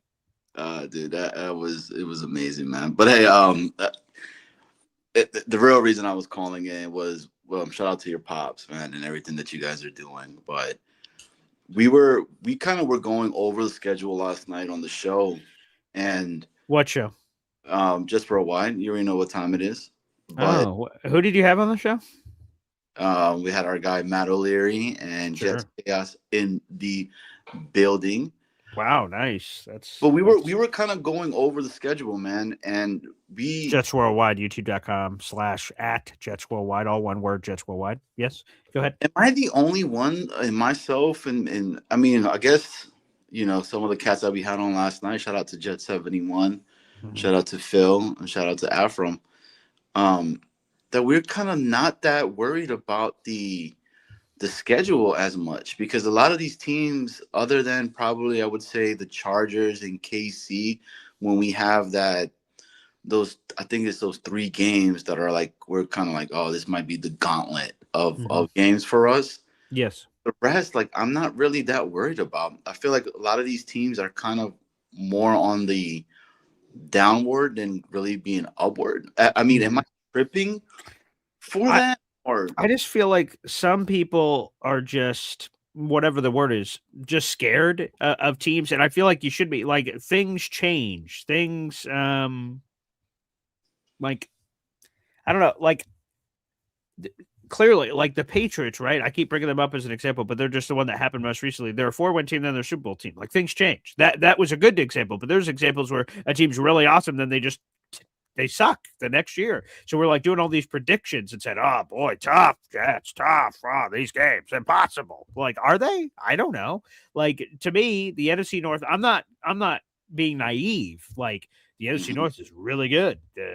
But they're not impenetrable. If I was the guy from he's just a man, Rocky. He's just a man. Like that's it. Like they're not these impenetrable, I am robot things that are just like not going to be destroyed. Like the Jets will have a shot just like anybody else. But to me, I think it's less, and this is going to sound like the corniest thing you read in a Cracker Jack box of all time, but it's not about them. It's about us. It's about the Jets. So like, if we're better than people think, then that's a surprise. Like, they say those teams are coming for us. We're coming for them. So like, I don't know. I feel like some of that kind of stuff sort of, gets overblown, and let's see to me, let's roll the ball out. The Nick Shook, the NFL.com analyst. I put up that video yesterday of his prediction. He played the win-loss game for the Jets. He had them going 3-14. Roll the ball out. All right. If that's what you think, people are going to doubt us. People are not going to believe. That's fine with me. You think we're going to be 3-14? Roll the ball out. Let's go. Let's play the Titans. Let's play the Packers. Let's play the Bears. Bears. Let's play the Lions. Let's go. Let's play the Browns. Okay. All right. You think we're going to suck? Let's see what happens. Like, let's prove it. So, I'm fine with people overlooking the Jets. But yeah, I think people are blowing up the schedule too much. I think there's plenty of opportunity on this schedule for the Jets to do something if they want to do it. Yeah, I think for like the first game that I'm kind of like, I would say maybe there's a concern is probably against the Bears. But I think Tennessee's a winnable game. I think the Parsons Green Bay Packers team that we're gonna play on the home opener, we're gonna be able to win. You know what I'm saying? So then we got that third game. Then we play against the Bears. So and the Bears is where I'm like, okay, because that defense is really good. But I think a lot of these guys that are putting stuff out is the Jets are a completely different team this time around. It is completely different, So from the defense, from the offense, am I still concerned and worried about the defense? Yes, I will say that I still am because I really still feel like there's big question marks within these two groups, which is the safety and which is the linebacking room of itself. So I am concerned about that. But again, they have to be better than what they were last year. I mean, they got right. the Mario Davis that is supposed to be hoping, right? This what CJ Mosley was going to be for us. But it's a lot. I mean, we're one injury, but I could say that about just any team, right? That they're one injury away from having insert individual to take over an important position that they play. Mm-hmm. So I don't know. Yeah, again, like you just said it. Yeah, keep doubting. Let us be the ones that will surprise in the division. There's a reason why there are a few people out there that are saying that the Jets are a dark horse. There is talent on this team. They just gotta unlock it, and then we'll see from there. Hey, that's what fires me up, man. So again, I'm ready for the season. I can't believe the rookies report today. That's awesome. I don't know if we're gonna. It's a Saturday, so I don't know if we're gonna have any media availability or anything like that today. But I'm fired up, man. I can't wait. I'm ready to get. I'm ready.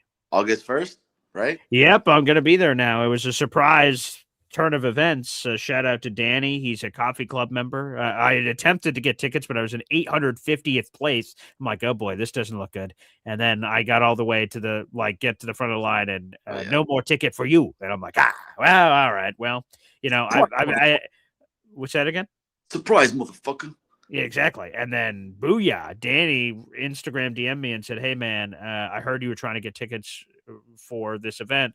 I can't go. Do you want my 2 tickets? I said, oh, phenomenal. And then I reached out to Lou B and said, hey man, like you've treated us so many times. Let me hook you up. He said, well, I'm already hooked up. I already got a ticket. I'm like, oh, well, okay. And he said, but can you hook up Court? And I said, of course. So like me, Court Sports, and Lou B are going to be the triplets. So we're going to be heading out there, which is awesome. So thank you to Danny. I'll keep an eye out for him if things open up so I can, give it to him back, which is cool. So the coffee club's a cool place. I appreciate the support and thank you. And hey, hopefully I can bring some good content back to you guys from Get Back Together Weekend. I always mess that up. Back Together Weekend on August 1st, next Saturday. Also a week from today. Yeah.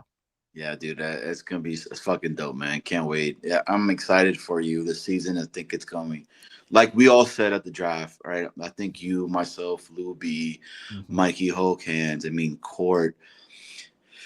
I could keep going on and on with the other people. And I mean, shout out to all the Boba Jet. We all felt it. We're like, yo, this feels different this time around. And I think we're gonna be in for a really, really good season. And I can't wait, man. I cannot wait for it. So, but anyways, with that being said, BG, keep doing your thing. I look forward to being on, rocking with you guys tomorrow.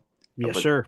Please, okay, whatever you do, just keep taking care of yourself because it is life-threatening and we do not want to see Beast that breed and all that. So shout out to him. Of course not. Being able to, Thank you. I mean, Thanks, Beast. He has kidney stones. Fucking Jake. Every time. Buddy, bro. Peace. Thanks, Barry. Yes, I do have kidney stones. I'm hopefully passing them in the next 24 hours. So but let's hope.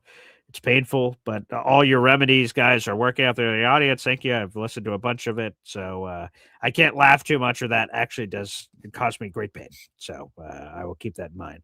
Shout out to PK Jet fan. It's his birthday. Happy birthday, PK Jets fan. We'll have an Espresso Club meeting for you later tonight if you're still awake for that birthday meeting. So congratulations. Yes, the rookies report today. Veterans report in 3 days, and then the first practice is in 4 days. So yeah, we're here, baby. So happy birthday, PK Jets fan. Happy birthday. I want to give a huge shout out. We have another donation to the Wounded Warrior Project. Thank you so much to Barbara.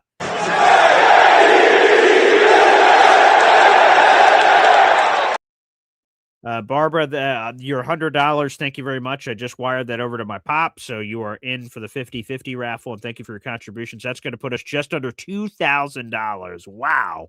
I mean, awesome. So, guys, keep it rolling. Again, this is our second straight year doing this. All the credit to my pop and obviously the Coffee Club and Espresso Club. We're raising money for the Wounded Warrior Project. It's a 50-50 raffle.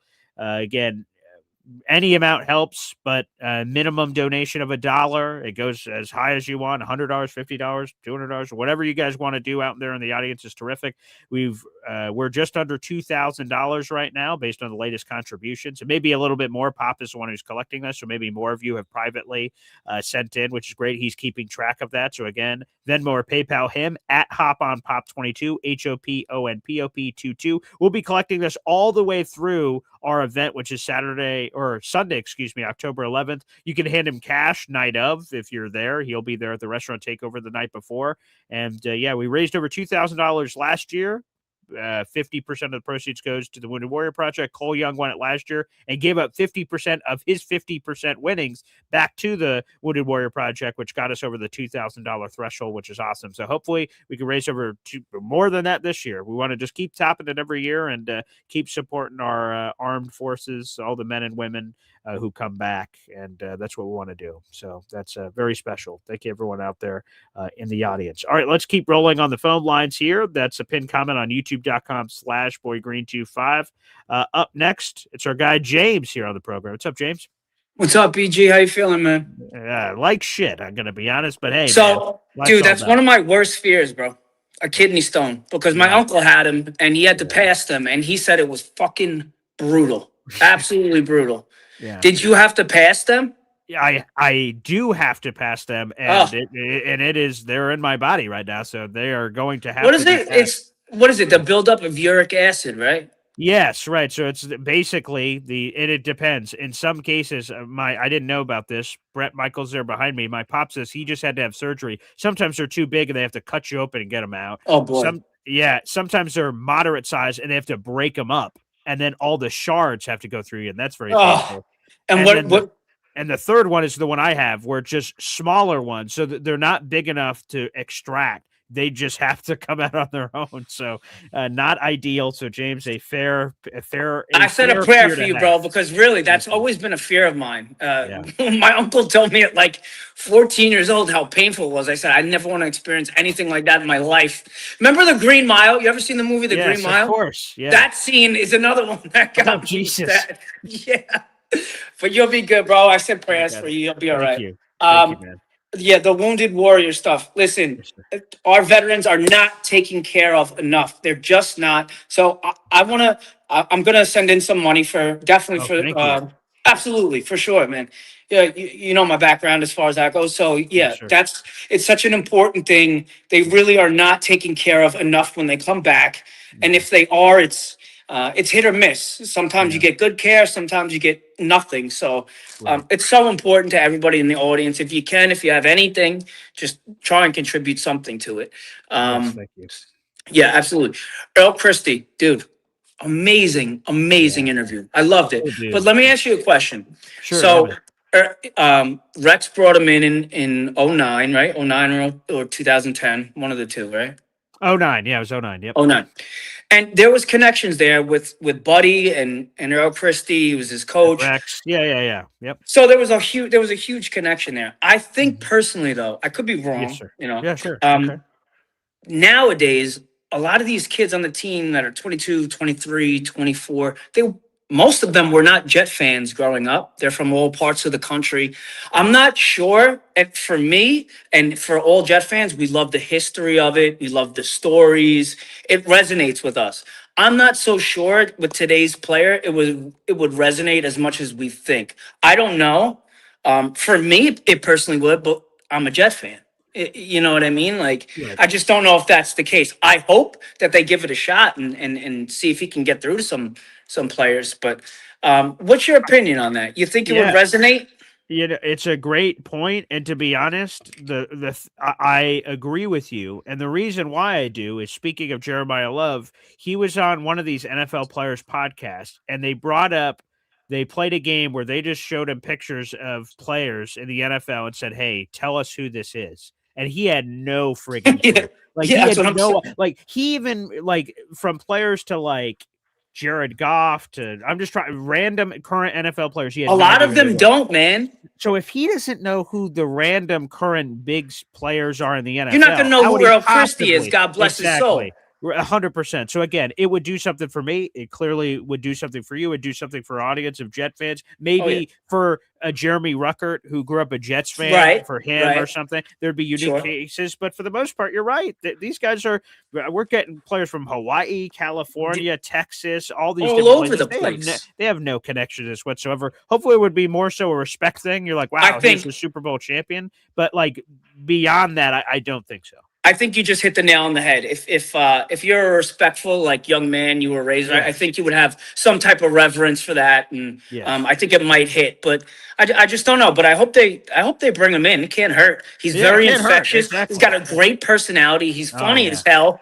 He was awesome. You guys did a great job, man. You guys did every one of them. I watched every one of them. They've all been fantastic, man. So I got to run. Feel better, bro. You're in my prayers. We'll talk soon.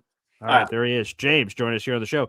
Good thoughts. Yeah, Earl was probably my favorite one we've done. I've enjoyed them all. Mark Smolinski, Carl McAdams, Ralph Baker, Randy Rasmussen, and now Earl Christie. Again, John Schmidt. I apologize to everyone. You guys should have had that interview already, but because of my situation, we were not able to record that interview on Thursday. So we're rescheduling that with John Schmidt. Hopefully we could get that in.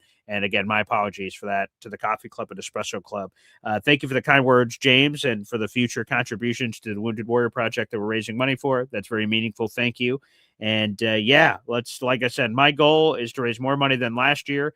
Now, we raised over $2,000. That is the profit to the Wounded Warrior Project. That obviously that pile of money doesn't include the amount that went to Cole for winning the raffle, because we do a 50-50 raffle. So he gets a slice, and then the rest of the slice goes to the Wounded Warrior Project. So we raised over $2,000 last year of pure profit to WWP. We want to do that again. So the more money we raise, the better shot we have, and we have a couple more months to promote. So July, August, September. So yeah, we have the rest of July, all of August, all of September, and then the first 2 weeks or so, whatever that is, of October. So yeah, the more money we can raise, the better. Thank you for that out in the audience. Yes, and you guys are telling me some of your war stories in there about you guys versus kidney stones, and yikes. Yeah. MFC says, we'll hear BG screaming like Kramer across the state lines. Yeah! For me, I don't know how, this is my first time ever experiencing it. It's like an eye of the storm. Like right now, I'm in okay pain. It's like a 2 or 3 right now. But like, if I laugh, like you guys get me to laugh, and sometimes it'll spike up to a 6 real quick, and I'm like, oh. And then sometimes you just, you go on these waves and it's a 7 or 8 on the pain scale, and you're just writhing in pain. So it's, again, I don't wish it on my worst enemy. That's an unfortunate thing, but I'm hoping to pass it in the next 24 hours. And then just, they say, you pass it when you just have a sudden relief of pain. So thank you to everyone, including Beast, who have sent in their kind words very much. Thank you. All right, let's go back to the phone lines here. We've got Ricky, New York Live, of course. Puff, puff, pass, baby. What's up, Ricky? I was about to say, Paul, that is my 3-step kidney stone remedy. Okay. Puff, puff, pass. Puff, puff, pass. That's a good 3-step process. I like that, Ricky. Thank you. I'm trying to take all the remedies I can to fix this. Yeah. Yeah, I mean, and obviously passing them, the last one is the most important. But at any rate, dude, Earl Christie interview was awesome. Thanks, man. I had to go back and watch, and like that night, I'm like, oh yeah, dude, I'm gonna be up for that. Set my alarm, everything. Woke up, looked over. It's like after 8 o'clock. I'm like, what in the fuck is why what is going on here? Like, and it's in full swing already when I turned it on, and needless to say, that little AM and the PM on the alarm clock, they make a big difference. So I had set my alarm for 7 o'clock at night, not in the morning. So I missed the beginning of it, which I went back and watched it. But dude, Earl's awesome. I told you, and just watching him, like it reminded me of conversations I've had with him. And see, that's what I wanted to ask you, Ricky, real quick, if I can. Like, I had never, of course, I've known of Earl Christie, but I haven't known him personally. I've never had a conversation with him, never interviewed him, never seen him outside of pictures. So I had no relationship or anything with him coming into that part of the conversation, and then it happened. For someone like you or Gator, for that matter, out in the audience, those are two in particular I know shared pictures and things of that nature of meeting him. Like, how was that? Like, because you already knew him, so like going into a conversation with someone you already knew, how different was that experience? I guess for you getting to see him again like that. Like I said, there were certain things that he said, that reminded me of conversations I've had with him. Mm-hmm. And it was awesome, dude. His personality really showed through, and like sometimes he'll be telling a story, and he'll be like, yeah, and we were lined up and I saw the ball come, but then he'll throw in one of those Christyisms, and he'll be like, and oh no sir, and it's like, dude, it's just I love listening to him talk, man. He's such an engaging person, and yeah, that interview was awesome. I mean, they've all been awesome, but that one absolutely crushed it, man. It was great. Thank you. That's the one, and I've been telling a few people this. Again, all of them have been amazing, and I appreciate the time that each of them. We most of them have been an hour plus each, so it's been spectacular. But that one felt the least amount, and this is what I hope to do with every co-host or anything I have in history. I want it to feel less like an interview and more like a conversation. That's what I aspire. That's what I hope these are. And for Earl, I think that's the first one to that level that has just simply felt like a conversation, and microphones and cameras and things just happen to be around. Like we would be having this on his couch, and then we were just conversating, and questions were sort of, baked into the material, but it wasn't an interview. Like that part was super cool for me. Yeah.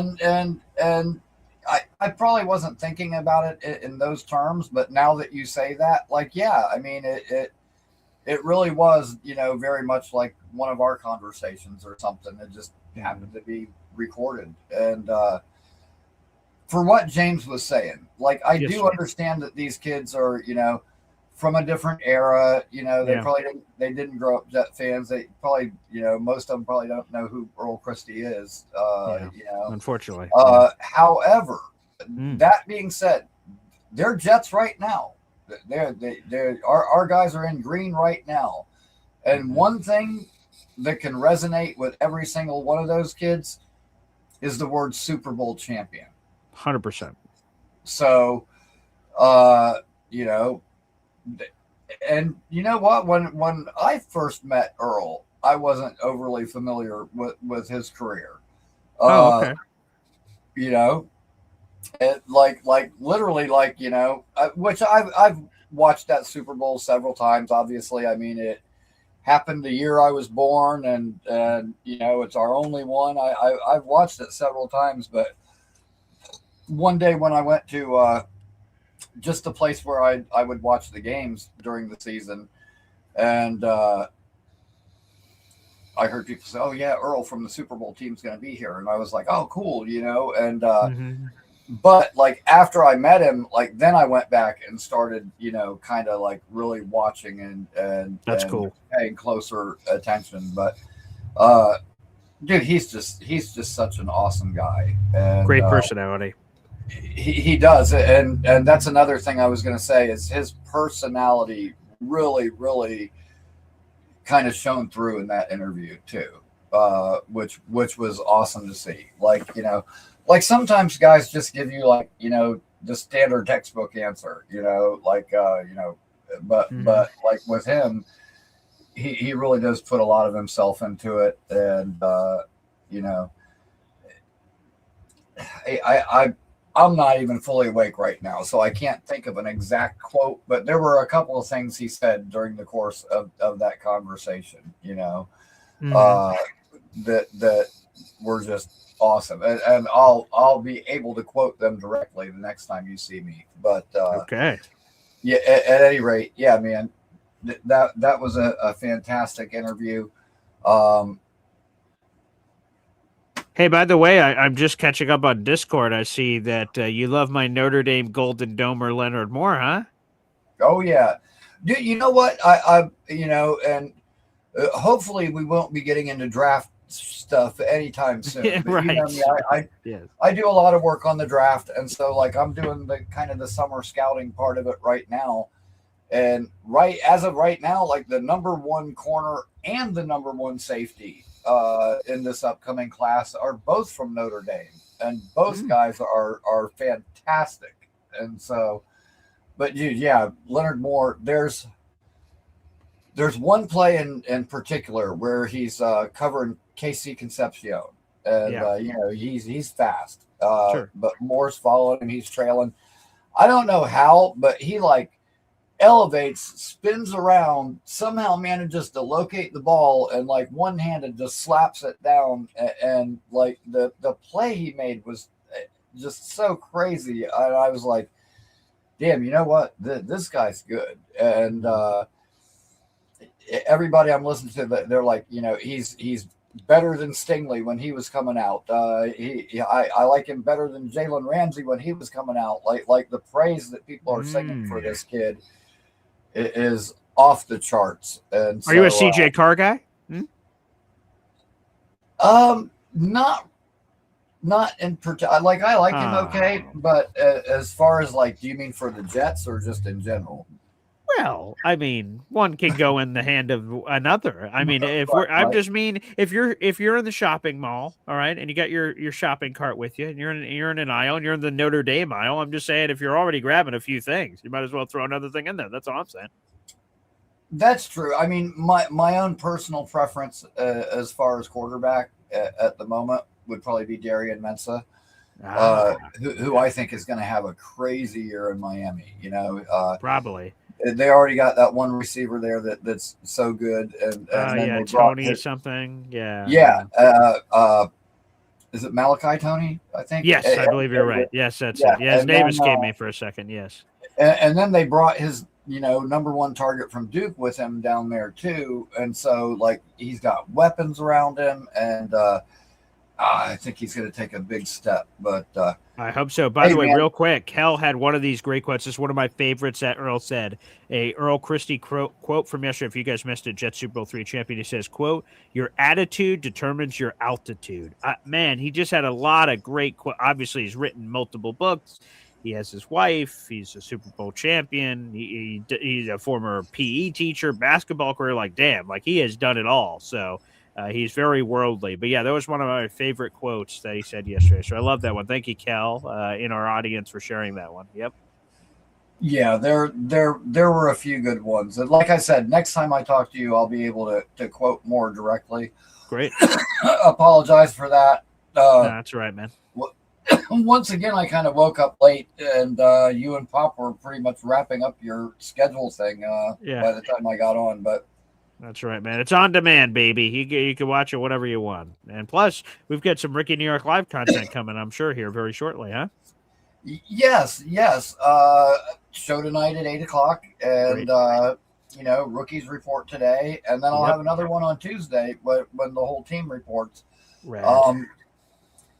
Man, I can't wait. Like it's time. Like the guys are reporting now. We're getting ready to go, and unlike minicamp that we had a few weeks ago, now the pads get to come on. Now we finally get to see David Bailey and how he looks against our tackles, and so yeah, man, I'm stoked. I'm glad that Jets football is finally back. I'm looking forward to celebrating some wins with everybody, and yeah, man, it's gonna be a good time. So can't wait. There we go, Ricky. Appreciate you, brother, and we'll see you tonight at 8:00. All right, man, sounds good. There he is, Ricky New York Live, baby, joining us here on the program. He's the best. Ricky New York Live. Make sure you guys subscribe to his YouTube channel. All right, in closing, a few things here. First off, I saw this beautiful note from Snowball. The time passed very easily during the Christie conversation, much easier than a kidney stone. Thank you for that, Jets Worldwide. Wait a second here. Let's go to this guy. Dark Beast. I heard what happened to you, man. That's some pretty scary shit that you went through. Yeah, man. Yeah, unfortunately, still going through it right now, but hopefully it'll be over soon. Take it one day at a time, my friend. Just one day at a time. Because Yes, I thank you, know, like sir. you know what someone told me. Life is short these days, and yeah, life is very short these days. It's Yeah. hard to win, and not. And just a week ago, my daughter came back to me. Oh, congratulations. Well, the thing is, the next step is gotta rebuild, and Mm, rebuilding is gonna take a lot of time. yeah. With installing and repairments of relationship wise. She understands what pain feels like, and pain it's not a walk no in a walk in the park. But to our boys, Yeah. this is the time. Yeah. This is the time. Yeah, man. 15 years of getting kicked in the nuts, punched in the face, knick-knacked in the eyeballs. It's time we say enough of the bullshit. We're tired of playing soft. It's time we All right. kick these teams square in the nuts and make them cough up some blood for once. Oh, Jesus. All right. Yeah. Okay. It's time to step up. That means put the drama bullshit away. Forget whatever happened at home. When you show up to work, you put your ass to the test. That means put your phone on charge. Don't worry about what's happening in the phone world. Worry about what's happening up here. That means Okay. when you get to work, worry about your people that you're working with your peers, your partners, and your coaches. Worry about that, Mhm. and worry about one other thing that you also need to worry about: Well, what's this? paycheck. Oh, Worry okay. about Paycheck. worry about Okay. getting a Sure. paycheck because Yeah. because why? Because that's what you're gonna need in life. If you want to make that money and you want to bust your ass, you better earn it by showing up to work, getting that paycheck, busting you. But in order to get that paycheck, you're gonna have to bust your ass every day of your life. It doesn't matter if you're in construction, telephone, internet, Mm. even people that work at with power lines. It means business. Business is business. It's time to get personal. It's time to get physical. See, football is 80% mental, 40% physical. But in battle, it's 70% tough and 30% up in the skull. It's all up here. Common sense, girls. It's time to put up or you shut up. It's win or go home now. It's time to say, step up or step off. It's pick your poison now, kids. Pick your poison. Step up or step off. You choose. You make the decision. Make your choice. All right, Beast. Thank you very much. That was resounding. And thank you for your kind words for my stones. Kidney stones. I just realized how that sounded. Kidney stones. Anywho, back to the phone lines. Philium joins us now. Philium. Good morning, Paul, and I hope that these things pass soon. It does suck. Most of us at some point go through it, and it is what it is, right? Yeah, But right. When the doctors basically say, "Hey, buddy, like, there's not much that can happen here, depending on your situation. Get some needed surgically removed. Like, hey, man, like, here's a piece of wood. Bite it. Okay, all right, doc.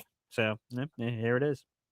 yeah, I mean, I was like rolling around on the bed, writhing in pain. It sucks. It does. Okay, so you know, but the reason I called is that I wanted to just chime in again about just how much I enjoyed the interview yesterday. The guy was just so positive and uplifting and just likable. You couldn't watch that guy or hear that guy without smiling. Yeah. And I never knew his story and just how much. You know, between starting late and the the segregation that he faced, and Mhm. always having that positive attitude. Mhm. The quote that you just put up, says everything. Yeah. Man, it was just so whether or not it would resonate with young players or whatever. I don't know how you can listen to that guy and not feel something. Right. So that's my 2 cents on that. And he is like literally right now my favorite Jet. How could he not be? And to be honest, I've never heard him before. I've heard of him, of course, but I've never heard from him like in an interview setting or anything. So that was my first experience. And man, everything you just said, like a smile, his energy, his stories, and to your point, like it's not this, golden brick, yellow brick road that was just perfect. Like everything was handed to him. Like right, even me in my own naiveness, right? I said, "Oh, you started football late. Why? Like your classic situation, like the parents, like, no, football's too scary. Don't do that." Like I assumed, like, is it this or this? He went, no, segregation. I'm like, oh, wow, yeah, of course that could have been a factor in that time period that I wouldn't have thought of, and just the way I don't know, he seems to just attack life with a vigor, a smile, an energy, like no matter what, like whether it's something as serious as segregation or like anything in his life, injuries, getting cut by the Jets in that very unfortunate situation after the Super Bowl. Like, man, he just attacks everything with the right mindset, which is, again, if I can be half of what Earl Christie is, I feel like I'm living a hell of a life. Yeah, and I mean, you watch every week, right? Before the game, you got the guys in a circle, and there's somebody trying to fire them up, right? Mhm. And to me, I've always kind of thought, that's got to get old every week, Mhm. right? Somebody in the middle of a circle trying to fire ahead, and you're all, yeah, yeah, yeah, and I'm sure, they try and take the right approach from that, and Mhm. get excited, but every now and then a true inspiration comes along. Yeah. And that's really the word I would attach to this guy is if you listen to his story and get just the positive vibe that he exudes, man, Mhm.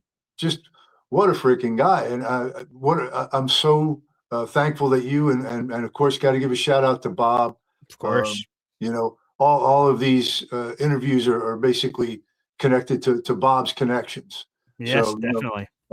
thank you, Bob. But yeah, I just wanted to, one more rah rah for this, man. Fantastic interview. I loved it. Yeah, I'm glad we're gonna have him forever again. Of course, Bob. They all sort of spawned from the book that he wrote, and getting some of these opportunities. Earl, I'll tell you guys, I would have never asked anything of this of Earl. I just appreciate it. He after the interview, he had such a good time because he wanted to stay on after and talk to us. So we do the show, we get off air, and we're talking, and he just he wants to do everything in his power to get more people on because he had such a great time on the show. I'm like, wow, that's awesome. So he is efforting some names, and I'm like, wow. Well, I'll just tell you, Earl, if you are unsuccessful in these attempts, I will think nothing different because this was the greatest thing of all time. If you do anything else, these are cherries on top of whatever we've got going on. So I said, this is brilliant. So that just goes to show. And I think Bob might have said this yesterday on air. If he did not, some of these guys, were a little hesitant about doing these interviews. They're like, what is this going to be? They don't know me, obviously, so they don't know what I'm bringing to the table. They don't know anything about me, so a lot of them were very hesitant to do these interviews. And then to hear after when we do like, hey, see everybody, and then do a small off-air conversation. So many of them were like, man, what a relief. This was like super fun. I wish I would have known. I wasn't dreading it. Like, I wish this was my thought going through the week of getting ready for the interview. Like, I can't wait for it because they said it was way different than I would have expected. And I'm like, if you guys are getting anything out of this, this is awesome. And thinking about the glory days and this current team and stuff. So yeah, it's been very rewarding. And I would love for him to be a regular. Have him pop up on the show once in a while. Oh yeah, Call in. Do a recap after the game, or oh better yeah, than that. Be a rah rah guy that Friday or Saturday before the game. I would yeah. love to see him be a regular on the show. Yeah, it would be good because clearly, out of all of the people, and I can't believe that Earl is 83 years old. Like I didn't see 83 at all during our conversation, and even though to be honest, I wouldn't even know what 83 would look like. But of my own perception of just guessing, judging a book by the cover, what I thought an 83-year-old would be, that's definitely not him. And clearly, he's more engaged with the current Jets than any of the other previous super. Absolutely. Like he is watching the team. He's name dropping players, good additions he liked this offseason. And this is not disrespectful to any of the other Super Bowl III guys. Just he is clearly more engaged and is so important to him. And that to me was cool. And Geno Smith, DeMar Davis. I'm like, wow, look at Earl Christie over here. This is phenomenal. So yeah, that fired me up. So I do hope.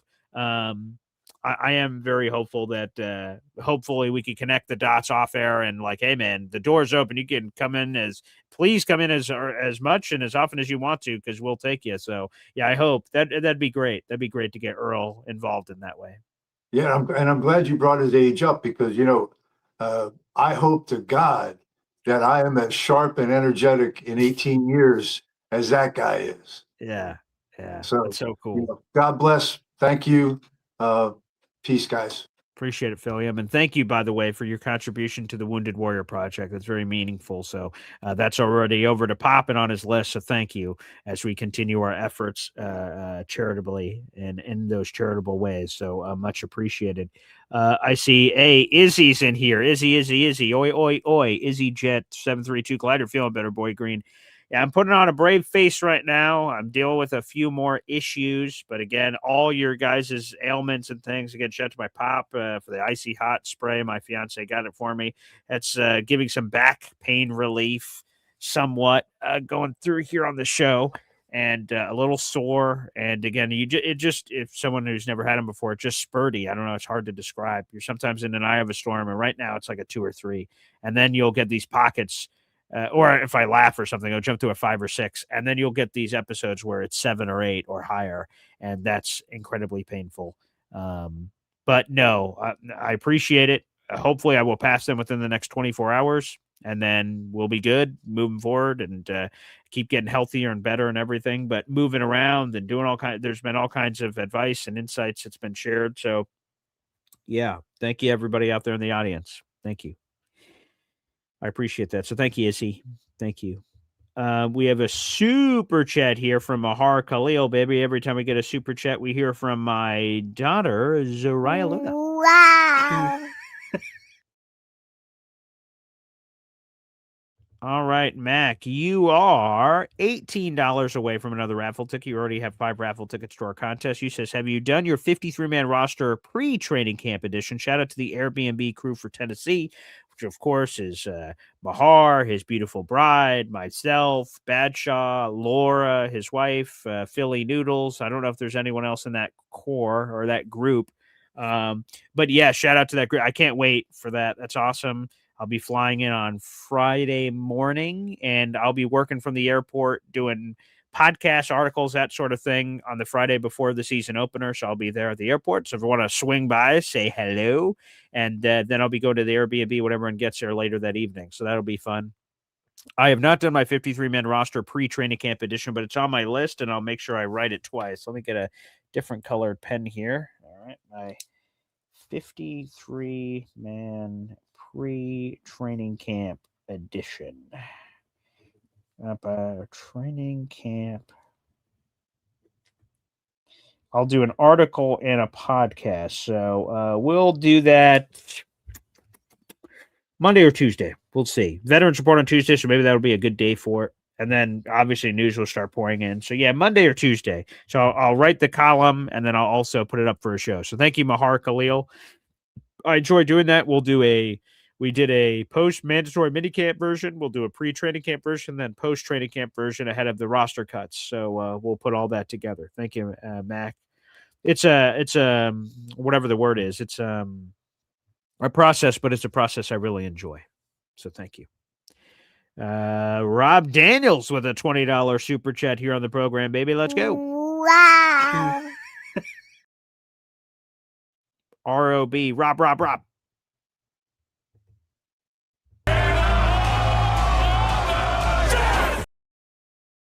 Shout out to Rob Daniels. All right, Rob, let's add that to your total here. Let me see. Let me take a peek here. All right, beautiful. Rob, you are $5 away from another raffle ticket. You've been killing it, buddy. You have 8 raffle tickets, which is tied atop our leaderboard. So you're $5 away from another raffle. You have the next 6 days to send in that additional $5. And your comment is, these interviews are a tremendous start to what I know is going to be a good season for us. And that's what fires me up, Rob. It's getting me excited for the season, man. Of course, these are interviews that hopefully people are watching, like they stumble into them, a year from now, 10 years from now, anything, to speak to all these Super Bowl legends. But obviously there's some topical stuff in there with Earl. We were just talking about with DeMario and Gino and stuff. But yeah, the electricity's in the air, man. I think we're going to surprise a bunch of people. And again, I love the Nick Shook, who joined me, the NFL.com analyst, and he said, 3-14. I'm like, cool, man.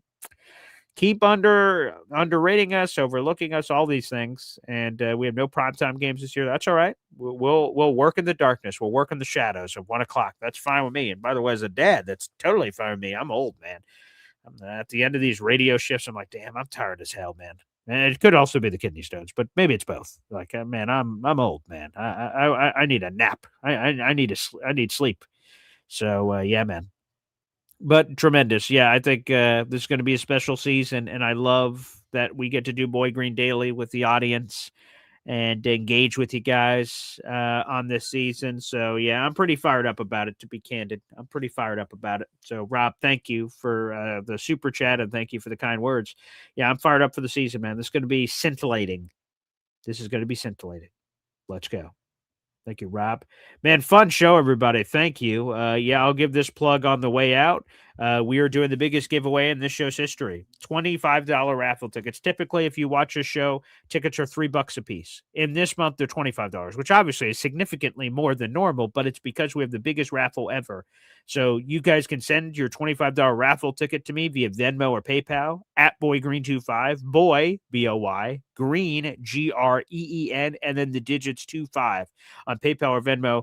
You can send your first and last name and a good email for you, because if you win, I want to be able to contact you. You guys can always do it on YouTube here. So Rob Daniels with a $20 super chat, Mac, $5 super chat. You guys can send it that way. $25 will also get your raffle ticket. They're $25 a piece. You can have as many raffle tickets as you want. That obviously increases your odds, and we'll randomly spin this. But again, I said I was going to do it on Saturday, August 1st.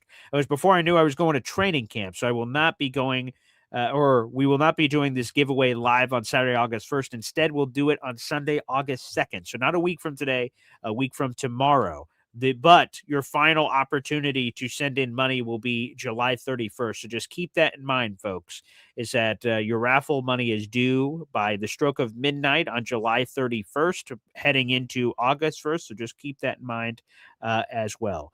So 2 tickets to Section 118 is what we're giving away. That's a Jets-Browns game, Week 5, Sunday, October 11th. 2 field access tickets before the game. You get to see the players warm up. Pretty cool.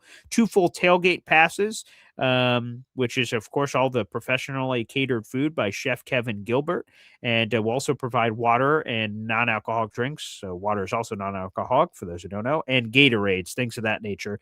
All of those things I just listed are normally a $600 plus value. But you guys have a chance to take you and a friend for $25. You can't beat that. So I suggest any of you in the audience that were thinking about coming to this game, buy a raffle ticket. It's $25. What do you have to lose? It's going to be a spinning wheel on Sunday, August 2nd. We'll determine that winner. I'll reach out to you, and we'll lock in all the details of setting you up. And then I'll be distributing tickets for everyone that already bought tickets through me. I'll have my seating chart and everything all organized. So we'll be putting that together, which will be fun. So during the month of August, we'll be sending all of that out. Good luck to everyone in the universe on this raffle. It's awesome. And good luck, like I said, for you guys as well. We'll keep promoting it. Jake Cons, a.k.a. James, says, BG, I'm going to send the money, but I don't want anything in return. Just get the money to our vets. That's a gift enough for me. Thank you. There's been one other Coffee Club member that's done the same thing as James here, that they don't even want to be on the raffle list. They just wanted to donate the money towards our cause, and that's very meaningful. So, James, appreciate that. Again, PayPal and Venmo at BoyGreen25 or Zelle, Paul A. Esden Jr. at gmail.com. So, James, whichever works better for you, let me know. You can sell that money over. That is PAULA, the letter ESDENJR at gmail.com. That's also here on YouTube. That's in my YouTube About section, or PayPal and Venmo, and I'll get that over. Or if you just want to send it directly to Pop, which makes things even easier, you could send it over to him, and that is at HopOnPop22, HOPONPOP, digits 22 to his Venmo or PayPal. And he will add you to that, James. So thank you for all your guys' support out there in the audience. Beautiful. Well, thanks everybody for tuning in. We'll be back on tomorrow. Again, the rookies report for the New York Jets today. We'll see if we get any kind of content from the New York Jets. I'm always peeking over there to see if they have any scheduled interviews or anything, or on the New York Jets team website. We'll be back on tomorrow morning. It's also Harbor Fest, a big annual festival here in Oswego, New York, in upstate New York. So I'll do a little bit of that with the family before I head off to the radio station tonight. And again, folks, Espresso Club tonight. So if you're an Espresso Club member, join us tonight. It'll be super late, 10 or 11 o'clock at night on the East Coast. It'll be whenever the baseball game's over, and then I drive an hour back home.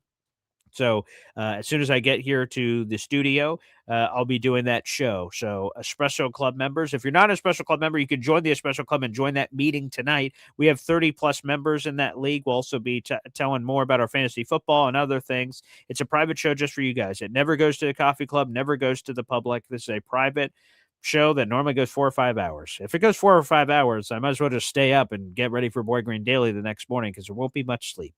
But we'll figure out however long the show is. It's going to be a lot of fun. I can't wait. That'll be tonight, our 7th meeting. We've been doing them since the turn of 2026, and hopefully more to come. Well, thanks everybody for tuning in, and we will see you next time.